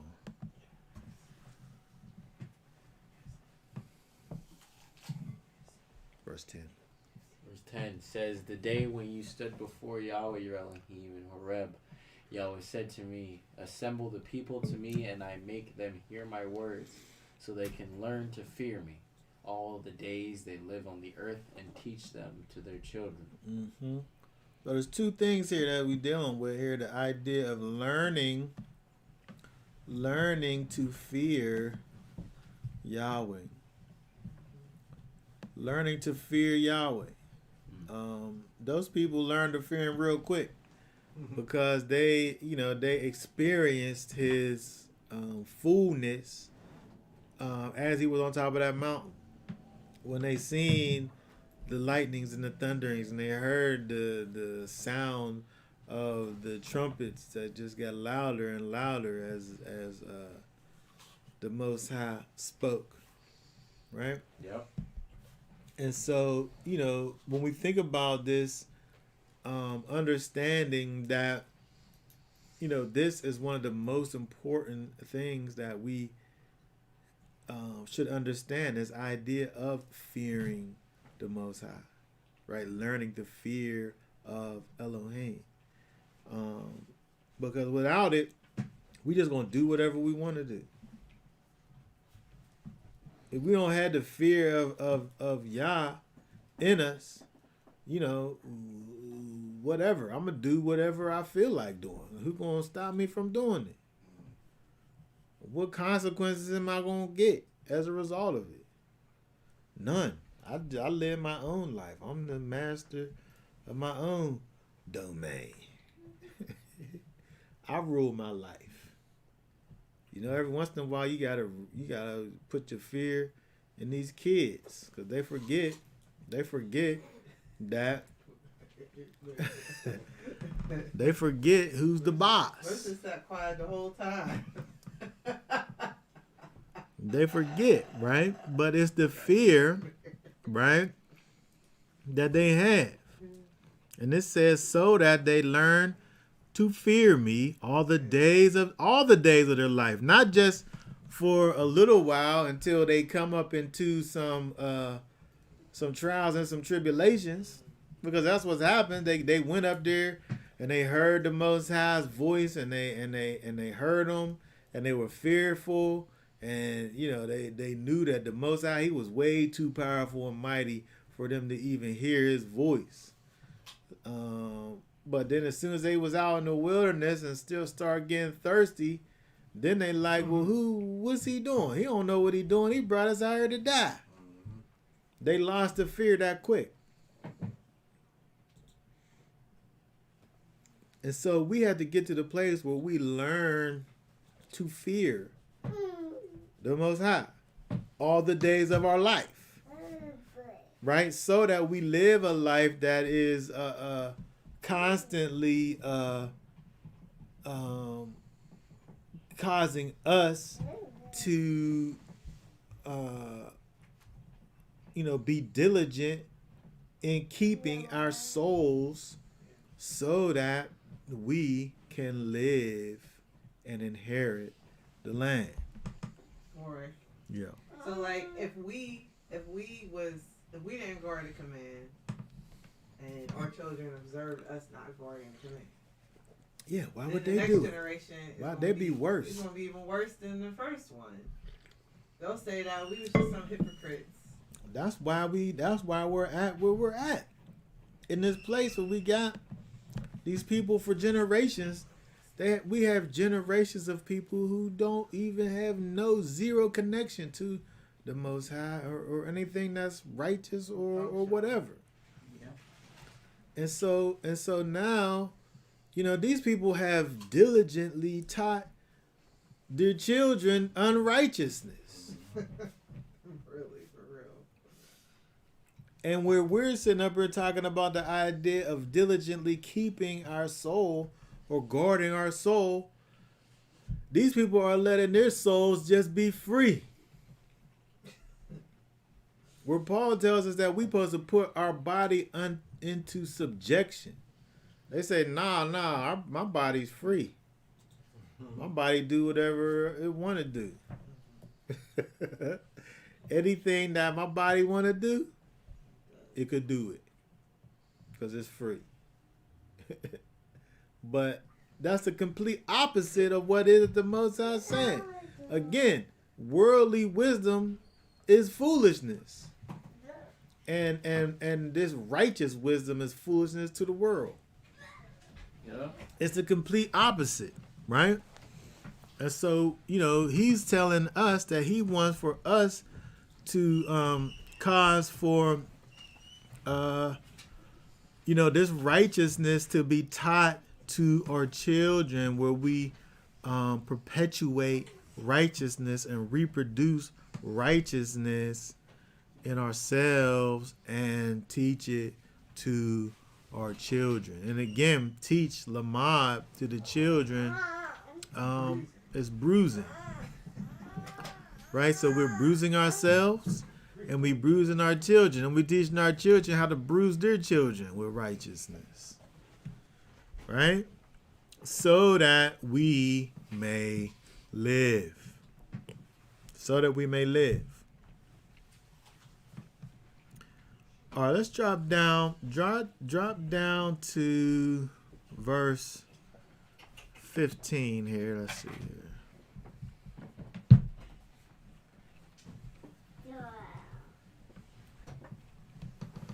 15 says, "Therefore diligently guard yourselves, for you saw no form when Yahweh spoke to you at Horeb out of the midst of the fire." Okay, very good. So we see that when the Most High came, that it says that the people, it says that they saw no form. Verse 11 said, "He burned with fire in the very heart of the heavens, darkness, a cloud, and thick darkness." This had to say it 2 times. There was darkness, there was a cloud, and there was thick darkness. It was a darker darkness. I don't know how much darker you could get than darkness if you already got darkness, and then there's also a thick darkness. What is that? What they doing with that? Let me see. Darkness.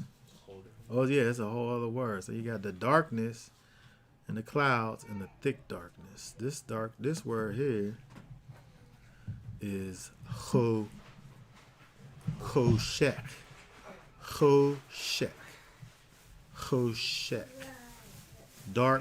Darkness, misery, destruction, death, ignorance, sorrow, wickedness. Wow, it's all that. It is a whole lot. But this over here, this thick darkness, what is this? This is Arafel. Gloom, gross, thick darkness. It's an intensified thing, right? And so again, all that to say that that's what you saw. You saw that in no form, right? There wasn't no form. You didn't see a male. You didn't see a female. You didn't see an animal that was on the earth. You didn't see a winged thing that was in the sky. You didn't see some creeping things. You didn't see no fish. You didn't see no sun. You didn't see no moon. You didn't see no stars. And you ain't see no angels. You ain't see no hosts of heaven. Because all the people would have did, they would have seen any of them things, was just they would have just made a idol out of it. That's all we would have did. If we would have seen a man in there, we would have tried to remember what that man looked like, and we would have drew that picture, and we would have worshipped it. I said, that's what the Most High looked like, but I seen it with my own eyes. He looked exactly like this.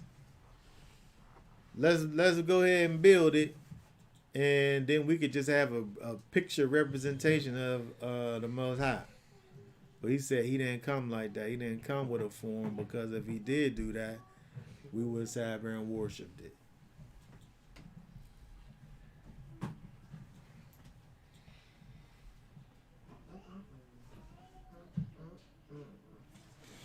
This person said that's got to be a disturbing sight. Oh, yeah, gross darkness. Yeah, darkness is it's scary. Darkness is you can't see nothing. Right. Gross Well, darkness. I hate being in the dark. In any form you think You can't about see it. nothing. Yeah. Just gross darkness. Oh my God. Or being ignorant. That's darkness. It is darkness. But you know these people out here. These people have embraced their ignorance. They've embraced it, and they love it, and they cherish it, and they treat it like it's the best thing ever. I mean, it's easy. It's just it is Like, easy. 'cause you know, you ain't got to worry about nothing. You just, man, I don't even get into all that. You know? Yeah, it's just and people don't even care about things. It's just oblivious to life and the truth and things that are, you know, good. Now, how could you live I don't know how you can even live a life like that where you're just oblivious to things that are going on. Distractions. Distractions and entertainment. Distractions is it? But and what is that? That's letting that soul be free. When you sit up here and just you allow your soul, that nefesh, to be free, when all you want to do is just feed that carnal mind and that flesh. Yeah. Give me more of these carnal desires. I love these carnal desires. They're so hold on. Nobody can see my face of how I'm loving it. They gotta see the gestures. As I was loving these carnal desires. Oh, I love these. Just let me have these things, these distractions. These things that distract us from the Most High. These things that cause us to forget who He is. And these things that cause us to forget the fear of the Most High. If we hold on to and cherish the fear of the Most High, then these carnal desires come around. We say, hold on, I can't be dealing with that. I can't deal with that because I got the Most High over here. That ain't nothing like the Most High. I got to be with this over here.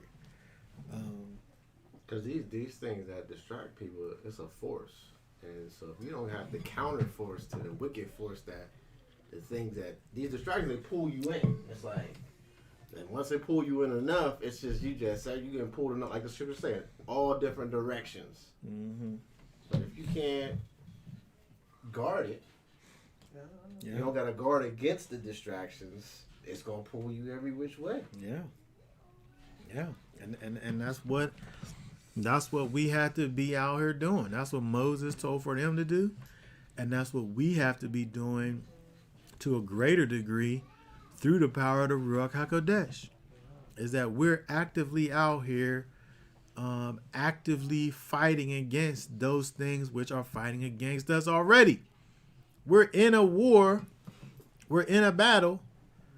And you have to acknowledge the fact that you're in a battle, or you just going to just be overtaken by the thing, and then to the point where you don't even realize that you've been subdued by your enemy. They out here with no armor, no shield, Mm-mm. no sword, Nothing. no nothing. Just being overtaken. Yep. What's some of these verses over here? People putting up here. For behold, the darkness shall cover the earth, and gross darkness the people.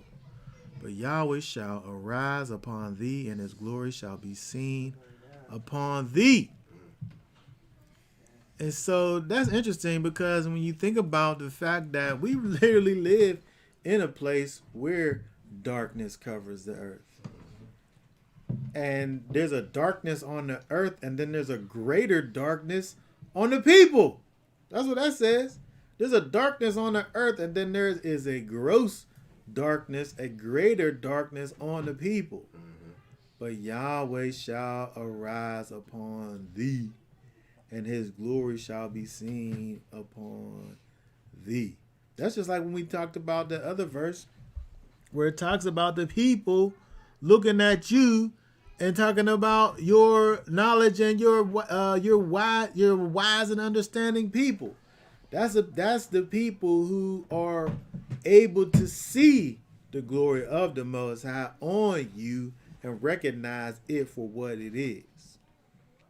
Not the fool who sees it and says, what is this person doing with this silliness that they doing?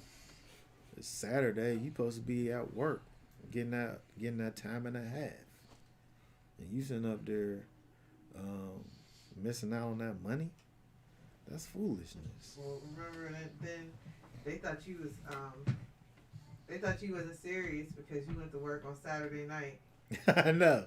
Them people literally was questioning me. Like, these heathen people was really questioning me because, I wouldn't work on Saturday, but I would work on Saturday night on the double time. Or you'll come in for the double time, but time and a half is different. Well, it don't got nothing to do with that, because if you understand how a day works according to my understanding that the day starts at night. So my holy time is over now. I can come and do some work. Yeah. And get that double time. Because, it works the same way. If it's Saturday night, you're getting Sunday wages. Because we was working overnights. It was past their midnight into Sunday, Sunday after 12 a.m. Yeah. And so, I'm just saying that it was like. but them people will question you. You sit up here. That's why we have to maintain that faith, that continuity with things. Because as soon as you sit up there and say what you are, people sitting up there watching you, and they're gonna catch you slipping. Yeah. They was really looking for you there. That's how they be. Funny. That's how they be. They'll sit up there and try to catch you slipping. But they ain't gonna catch me slipping. Them people could try me if they want to, but they ain't gonna catch me. You know what I'm saying? They ain't catching me. That was funny. All right, what else we got? Where the world is shrouded in darkness, we are to be the light. Yes, absolutely.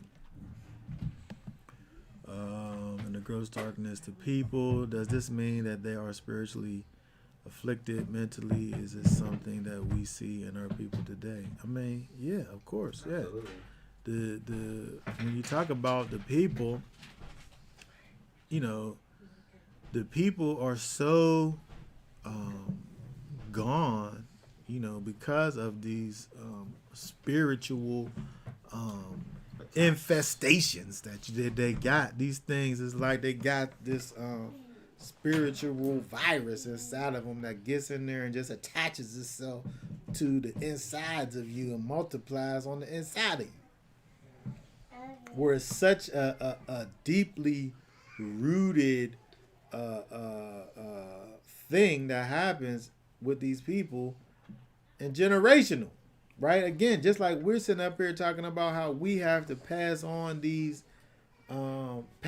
righteousness to our children and our children's children. Mm-hmm. These people are passing on this wickedness to their children and to these children's children, and these wicked ways, so much so that the ignorance that people learn is right to the ignorant. Exactly. And these ways these are just things that it's just a matter of fact.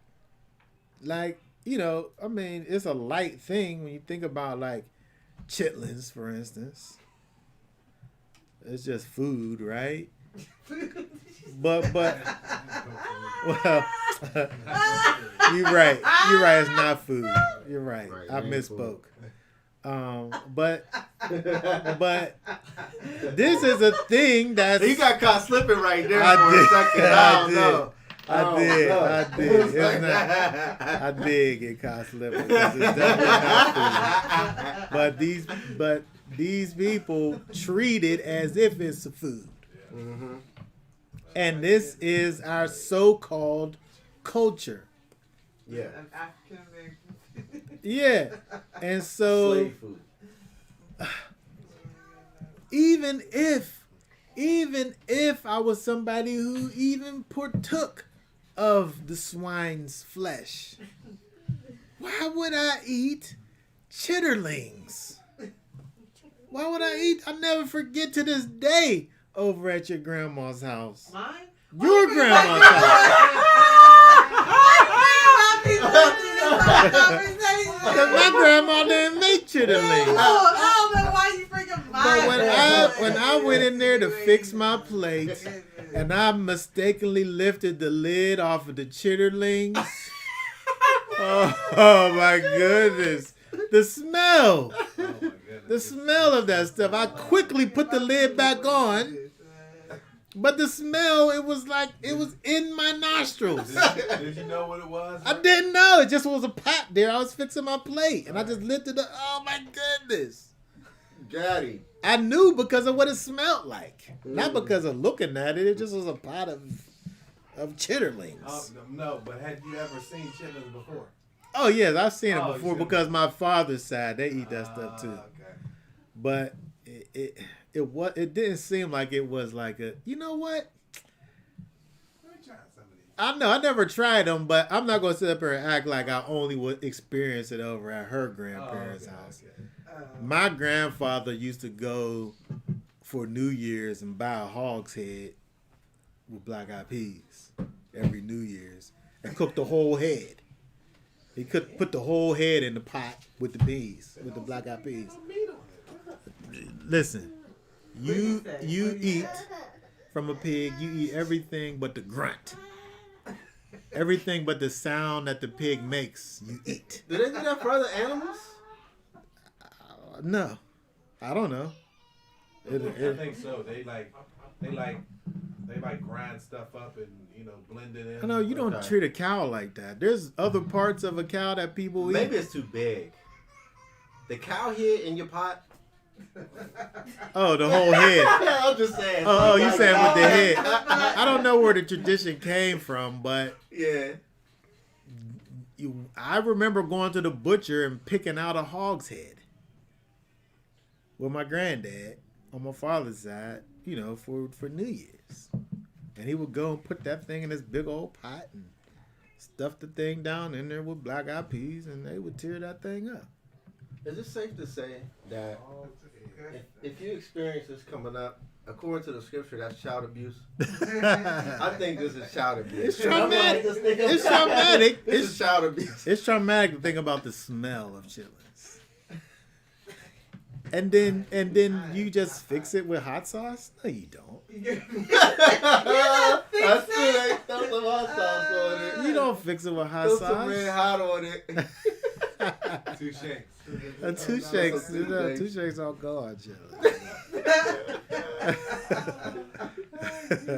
From the root to the tooth. Yes, everything but the grunt. That's such a shame.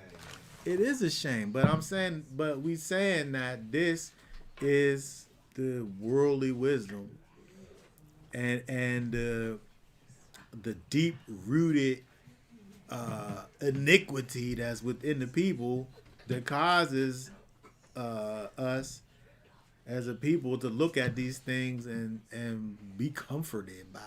Mm-hmm. Be comforted by these things. But as we were saying down here in verse 15, as it goes down through 19, with this whole idea of idolatry and the Most High not presenting a form to the people, because when you think about the people in these days and times, they had to have an image of the God so that they can make it and so that they can worship it. And so this is another way that the Most High was able to set himself apart from all the others, is where you as these other nations will go up here and, have these images and pictures and things of their gods, but we serve the invisible God. We serve the God of Abraham, Isaac, and Jacob, who has no form. I don't know. Because we should see him in everything. Like all his creation. It's like that's really looking at him. It's like his glory. But people would want just a one. Like, yeah. answer to me just, but he's really like present all around. Yeah. And understanding him in his fullness is that all of these things that we want to sit up here as people and worship is just parts of his magnificence. Right. People want to sit up there and worship the sun, which in relation to the earth is this powerful thing, this thing that makes things grow and everything else, the sun. But it's just a piece of the magnificence of the Most High. Yep. And the stars and the moon and anything else, or anything else that he created that people want to sit up here and worship. None of it, no one thing we could sit up here and look at could be something that gives us the fullness of what he is. So we always wanted to sit up here and look at and worship parts of his goodness. Meanwhile, all of these things were always, never big enough to exemplify the magnificence of who it is that the Most High is. That's why I like when he said, the people asked what your name is, and in his name, I am that I am. Mm-hmm. Like, I'm all of this. Like, for the most part, it's like, I am. He didn't give them nothing specific that they can jump onto and turn into an image and worship, or, it's like... Yeah, he literally said, I be. I be. Yeah, I mean, how could he explain himself to this, finite being? This. It's impossible to comprehend in its fullness. Like, I don't understand eternity. To me, there's a beginning and end to everything. Mm-hmm. In my thoughts, everything started somewhere. Yeah. In my finite mind, that's how I think about things. Everything I look at came from something where somebody made it. Mm-hmm. And I can't think of nothing outside of that. Yeah. It don't make sense to me. I don't get it. Like, my mind ain't big enough. I feel like there has to be a beginning to something. Yeah. And so the Most High, he's bigger than that. He's outside of that. Yeah. As my mind explodes, as I think about it, he's outside of where I can think about. Exactly. Yep. He's outside of the bubble that I can create and think about what creation is. He's the one who made it, so he must be outside of it. Mm-hmm. It's easy to understand. If I have this thing that I made, I'm greater than this, right, because I made it. I'm greater than it. I'm bigger than it. I'm powerfuler. I'm powerfuler than it. If I made it.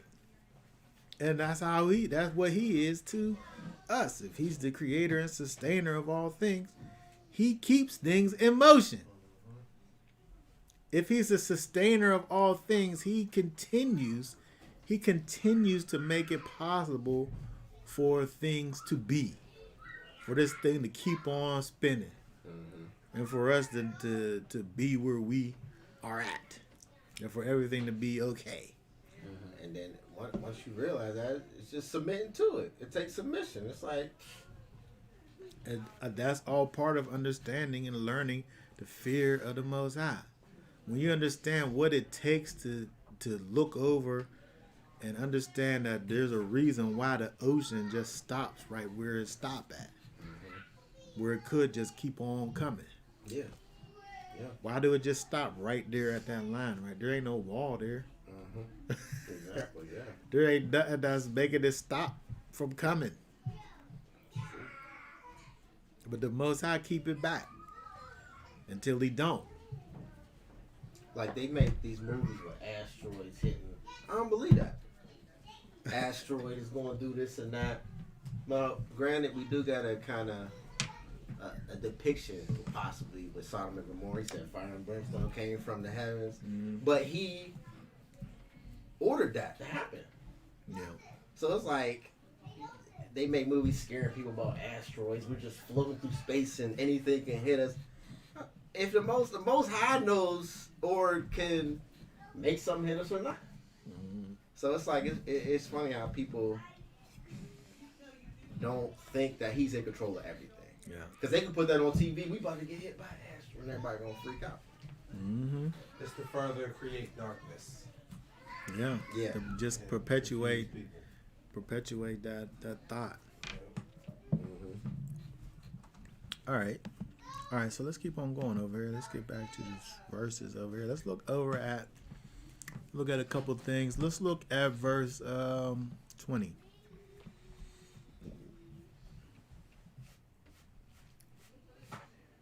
But Yahweh has taken you and brought you out of the iron furnace, out of Mitzrayim, to be his people, an inheritance as it is today. I thought this was interesting when we look at this, because when we think about the fact that Israel in Mitzrayim is kind of being pictured as being in this iron furnace, right? Being in this place of destruction, where it's highly insulated and very hot. And so when the Most High decided to remove his people Israel from this hot iron furnace, the people was already in a state of condemnation and death and destruction, and we were rescued from that. And so when we think about the state of humanity, your baseline is that iron furnace, right? Outside of a connection to the Most High, you're in Mitzrayim, which is an insulated place of death and destruction, right? This iron furnace, this place that you can't escape from, that he brings us out of. Read for us 18 down to 21. It says, he who believes in him is not judged, but he who does not believe in him, or believe, is judged already, because he has not believed in the name of the only brought forth Son of Elohim. And this is the judgment, that the light has come into the world.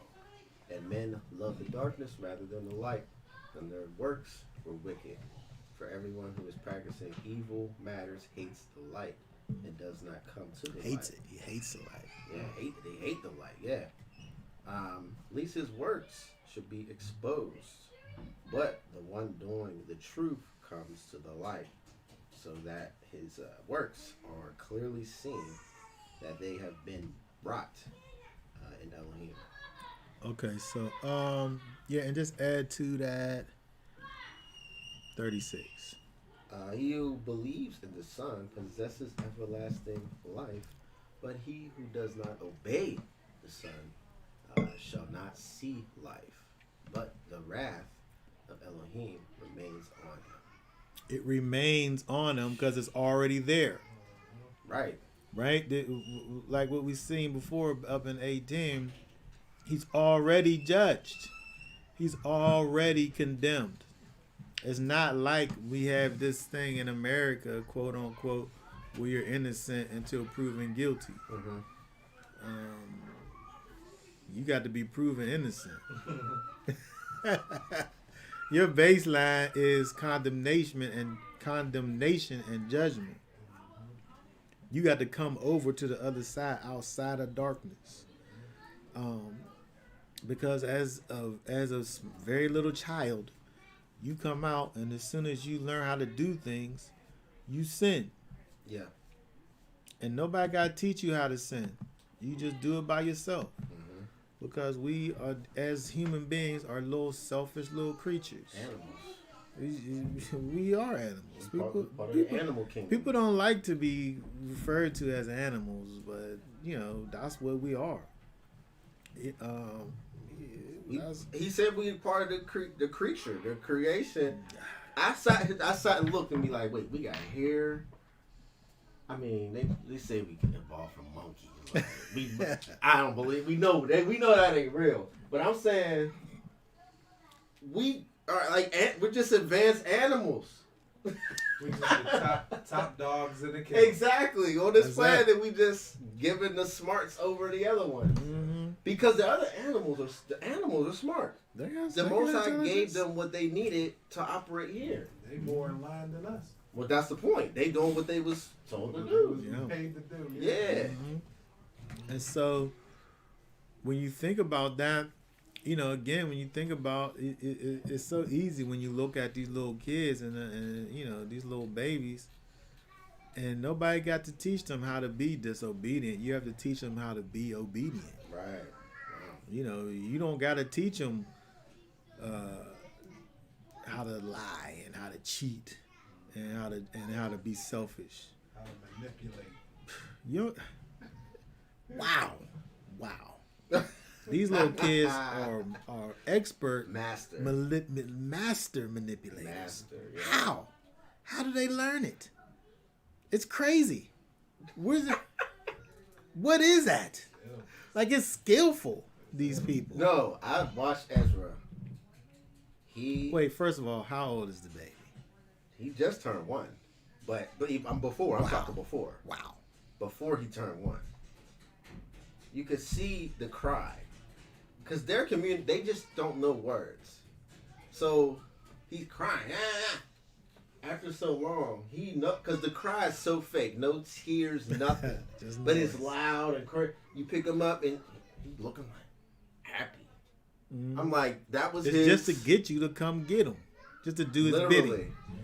Come and do my bidding. But that's his communication, is the yell, because he's like, that's what works. Mm-hmm. If I scream like this, I'm gonna get picked up. Turn it on. And you have to teach these babies that, you know, that's not how we behave. Like, if I want your attention and there's something else going on, I gotta sit and wait my turn in order to get your attention, to know. Like, you have to teach these people how to be civilized. Yeah. Yeah. Like scripture says, train up a child. Yes. But what's deeper too, if you want your child to be disciplined, the parent has to be disciplined in something else too. Yeah. So that's why it didn't work in my first home. Wow. And so that's what we're seeing over here. The Most High wants for us to learn and guard these ways and teach these ways to our children. But again, we look over here at just what's going on in John chapter 3. Where you begin is condemnation. There has to be a transition point when we come back to the Most High through his son Yeshua in order to be removed from this iron furnace, right? To receive this everlasting life. And this ain't nothing different than what we seen over in Deuteronomy, because again, we started off saying that the way in which we have life and move into the promise is through listening and obeying to the statutes and judgments that the Most High teaches the people through his prophet Moses. And so the same thing is true when we think about this over here, when we believe in what it is that Yeshua has done for us and we walk according to the righteousness that he bestows upon us. Now we are removed from this place of judgment and condemnation, and we move from a place of darkness into his marvelous light. Okay, let's see over here. What does it say in Psalms 103? What does it say? Verses 2 through 4. it says, "Bless Yahweh, O my being, excuse me, and do not forget all his dealings, who forgives all your crookednesses, who heals all your diseases, who redeems your life from destruction, who crowns you with loving commitment and compassion, who satisfies your desire with the good, your youth is renewed like the eagles. He said he redeems your life from destruction. Mm-hmm. He buys your life back from destruction, the place where it was at prior to being connected to him, and crowns you with his character, loving commitment and compassion, with loving kindness and tender mercies. He crowned you with this after he's redeemed you, after he bought you back from death and destruction, from this iron furnace. So I just thought that was interesting when we seen over in Deuteronomy chapter 4. Deuteronomy 4 and verse 20, where it talked about, this iron furnace of Mitzrayim, because again we think about Egypt from this spiritual perspective. It pictures for us the place from which we come when we we come to know who it is that the Most High is. Yep. A couple more things here. If we drop down to 24, there's so much in this chapter. 24, read 24 for us. For Yahweh Elohim is a consuming fire, a jealous hell. Okay, very good. So when we think about the Most High in terms of him being this consuming fire, he's a consuming fire for those that have invoked his jealousy, right? When he gets, hey, take that in there. Good. When we take the fact that the Most High talks about being this jealous Elohim, right, and being this consuming fire, when we receive his judgment, right, is like unto this place, that he got us from in the first place, this iron furnace. But when we think about something I found over in this Old Testament light, where it says that in the land of Israel, where wood was scarce and coal was unknown, ovens are heated with dry thorns and stubble. Dry grass and thorns and stubble are gathered from the fields and stored in houses for fuel. One sees women collecting the stubble and thorns, and they bring them in on their backs. And when the oven is heated, they put the bread, on the side to keep it warm. And the wicked are likened to the stubble, which are consumed daily in the oven. So when we see Yeshua, where he spoke of the grass of the field, which today is and tomorrow falls into the furnace, we see, what does it say in Matthew 6:30? Matthew 6.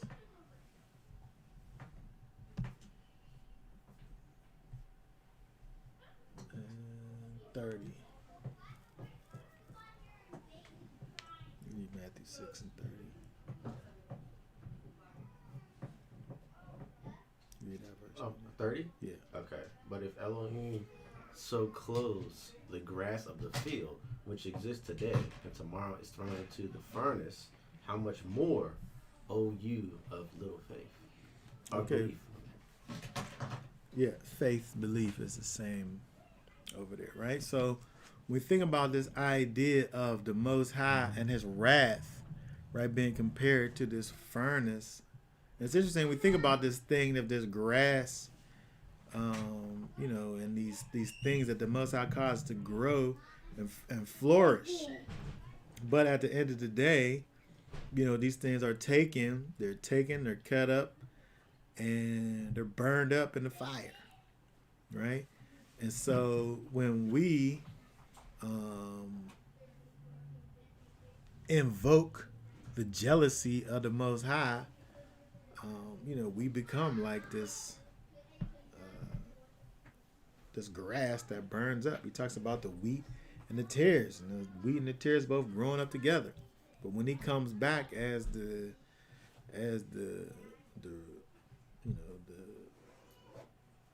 reaper to reap what he's sown, and he plucks up the tares, those things is going into that consuming fire. And it's only because those things never got to the place where they believed in the true and living Elohim. All right, let's just drop down. What time is it? Let's drop down to. I want to drop down to verse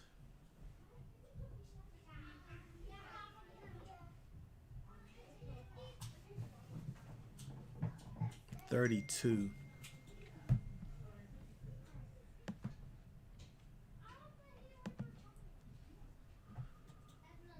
So interesting. Hold on. Yeah. 31. Read 31 through 36.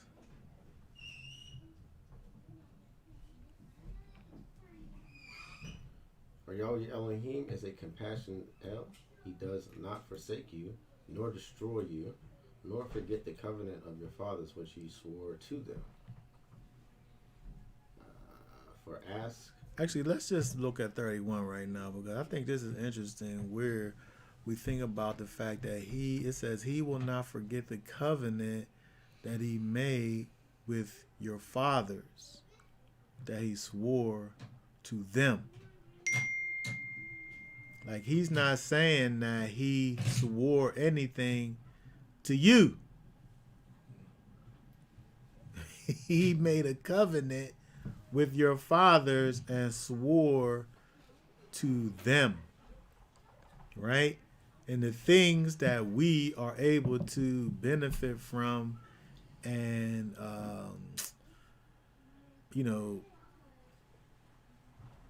receive the blessings from is because of the thing that he swore to our fathers. And so I think that was, to me, that's interesting the way that's worded, because he's speaking to a people that the promise that he's fulfilling for them is something that he swore to the people that have perished because of their sin in the wilderness.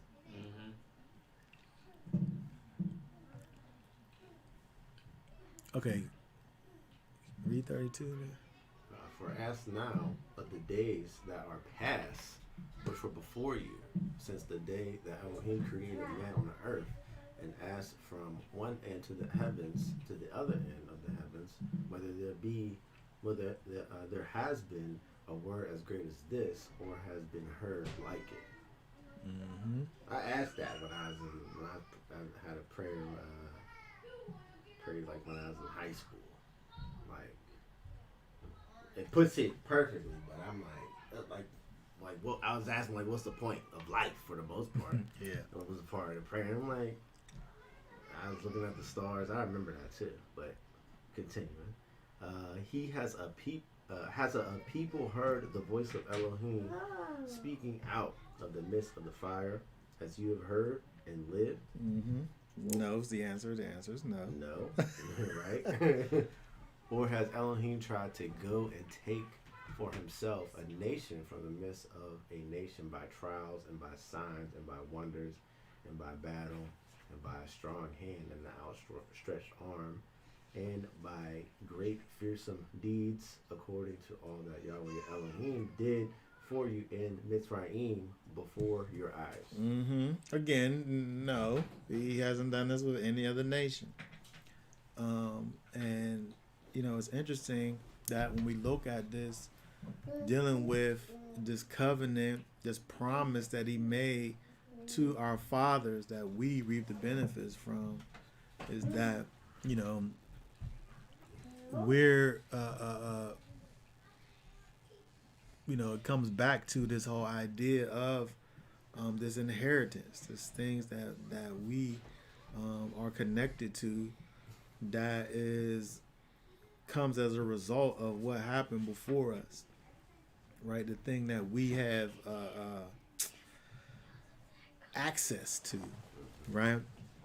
And so I want to just kind of just end off with just looking at this verse 39 here, because this is a pretty powerful verse as far as I'm concerned. Read that verse 39. And you shall know today and shall recall to your heart that Yahweh himself is Elohim in the heavens above and on the earth beneath. There is none else. We were kind of hinting at this earlier when we think about who the Most High is. When we think about who he is, the fact that he is the Elohim of the heavens, and he is the Elohim of the earth, and there is none else. When we think about who it is that he is, it helps us to be able to understand where our place is in all of this. It helps to secure this idea of this fear of Yahweh and understanding that he is one that's in a place that we are not able to even comprehend. But he has shown himself to his people and chosen us as a result of a promise that he made to Abraham way back in the days. And we're able to come back to him because of a promise that he made to Abraham. We're able to be connected to him and taken from this fiery furnace, this iron furnace in Mitzrayim. We're able to be taken out of death and brought into life. If we would just receive the way to life that he has made available to us, which is Yeshua HaMashiach. Mm-hmm. Over here, Moses is telling the people, if you just keep and guard my commands, you could have life and go into the land. But we, from a new covenant perspective, thinking about what it is that Yeshua has done for us, the same thing can be said, but the way in which we guard his commands and go into the land of promise is by accepting the sacrifice of Yeshua, the thing that he has done for us, that gives us the strength, power, and ability to walk in righteousness and put our carnal mind, put it and keep it in subjection. And so, even though we see that this is Moshe speaking to this people as they're going into the physical land, the things that he says to the people to encourage and to strengthen them, the same could be said to you and I, the same exact words, but the way in which we carry these things out, of course, is through Yeshua. It's not through our own strength. It's through the strength that we receive from the Most High. Mm-hmm. All right, so that being said, do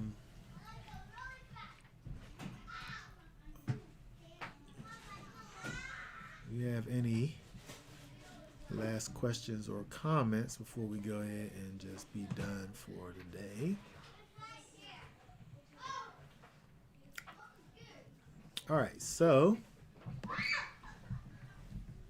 we want to remember to subscribe to the channel, like the video, share the video, hit the bell notification button so that whenever we put out new things, you're able to get notified and know when these things are happening. We want to wish everybody a Shabbat Shalom. Enjoy the rest of your Shabbat. And y'all willing, we will be back on next week to continue looking at Deuteronomy. Shabbat Shalom. Shabbat Shalom. All right, Shabbat Shalom.